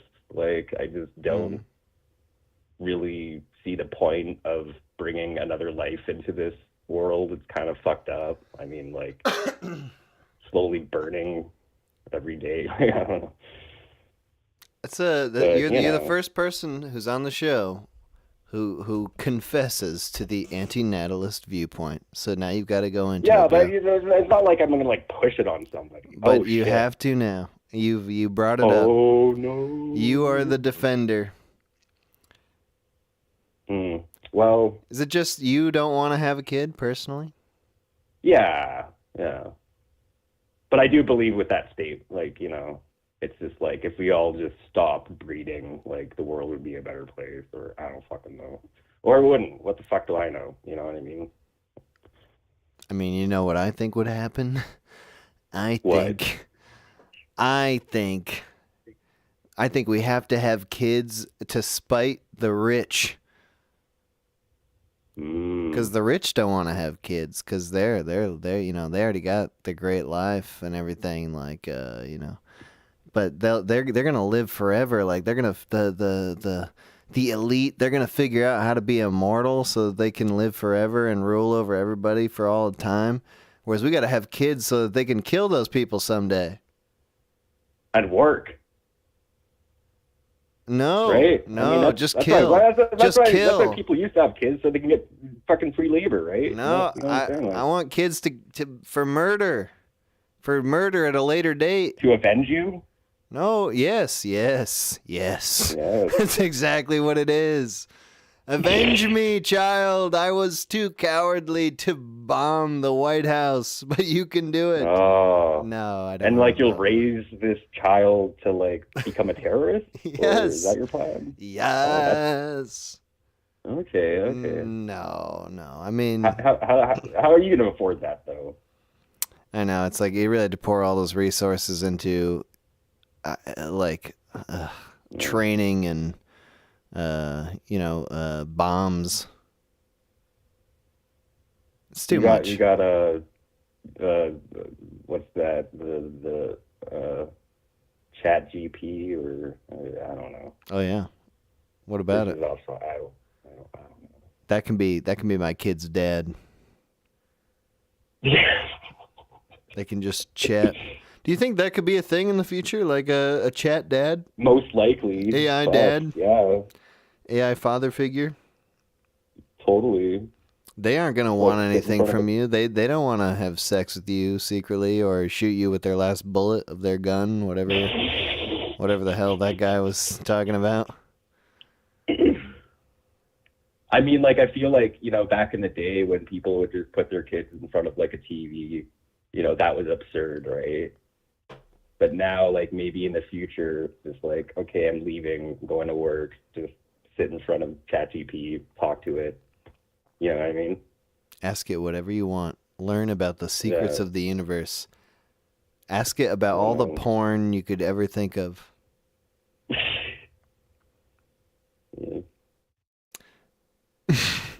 Well, I don't know. Yeah, so I don't have much to say. Thanks for taking my call. I think my favorite, you know How to Change Your Life? Oh yeah. That's got to be my favorite fucking. Well, not my favorite. I can't really choose a favorite, but That really bangs. I remember I left a comment and then I fucking erased it because I was like, oh, I'm 6 months sober now, you know? But like, really, it did change my life. I was literally a piece of shit, you know, eating balls of mozzarella and watching people die on a mattress on the floor, you know? And now I live in my brother's basement. I'm moving on up. It goes down, but you know, yeah. fuck. Some things never Yeah. change. Yeah. Hey, well, thank you, man. That's really nice of you to say. Hey, thank you for calling in. This is a weird one. I don't feel like we got to the bottom of the issue, but I don't know where the bottom Sorry, is. did I just dump a bunch of trauma or some shit? No. I wanna figure out like what is the point of kids? What's the fucking point? You raised that question. I didn't have an answer. My answer was that the point of kids is to destroy the United States. Yourself. Say again? You know? It's like an extension of yourself. Mm-hmm. In You a know? good Like, way? I feel like most people that have kids, like, they had a shitty fucking upbringing, and then they're like, well, I want someone to care for me. Oh, you know? I can craft a better upbringing for someone else. Like a minute. Yeah, and then you're bound to fuck that up anyways, you know? And then it's like clockwork, and it's just generational. Definitely. Or it's not. I don't know. Maybe there's people that just live happy, successful life, no turbulence. Were you listening earlier? I think the solution is joining the Mormon church. That one lady who had Mormon family, she seemed incredibly well adjusted. Holy shit. Dude, that's the solution. Mormonism. So like the Mormons, they have like multiple wives and whatnot. Well, I mean, what I learned from this person is that you gotta start Mormon, but then you gotta also learn to abandon Mormonism. It takes both. Takes both. You can't just be Mormon. Oh, that's probably good too. But they never call in. Oh, I wonder why. Yeah, well, hopefully someday we can make that a topic someday. Only Amish callers, and it can be a 1 minute stream. Yeah. I feel like it's like, I don't know. I know nothing about Mormonism, but like is that like multiple wives and stuff? And they like live in I think that's a specific sect of Mormonism. Okay, because there was this show and it had this guy with like ramen noodle hair and like he was like the whole show was just him arguing with his wife. What was that called? It was like, and they were fucking miserable. I don't know. Apparently they all got divorced. I remember that though. It was like a reality show of the multiple Mormon family. I don't know. Well, different strokes for different folks. It's everyone's obviously having a great time. Fair enough. With life. All right, hey dude, thanks for calling in. Okay, God bless. God bless. Have a great day. Oh. Okay. All right, that was 3 hours. That's probably good. It's probably good enough, right? We'll do another call-in show at some point. Some point. Ooh, when? Whatever. I don't know. The music from the stream has all been from Woofoo Doofoo. Click on the video description. Click on the playlist that's right next to the name, Woofoo Doofoo, and you'll find all the music that you found on this stream. Listen to it on his channel. You'll put little likes on his videos and subscribe so that he knows that this was not all a waste or an exploitative thing. This was actually a good thing that I did, playing his music. You gotta prove that to Woofoo Doofoo. The HUD from the stream is from Slouch. Like I said, also Slouch, great talented animator. His channel is also linked in the description of this video, and he's got a new animation out. A brand new 12-minute animation. Wonderful animation, lots of great design and voice acting. I wasn't in it, but that's fine. I'm not upset that I wasn't in it. I'm not. There are great voice actors in it. Slouch is great. Woofoo Doofoo is great. This has been the Colin Show. We talked about fathers, sort of, among other things. We'll be back in I don't know, a couple weeks. We'll be talking more about chunk stuff next time because I got a real big, tasty chunk announcement, but I don't want to make it yet because it's not totally set in stone. But we will get there very soon. Next call-in show. All right. Thank you for listening. We're going to play these last 2 songs here, and then we will say goodbye. Have a good Sunday.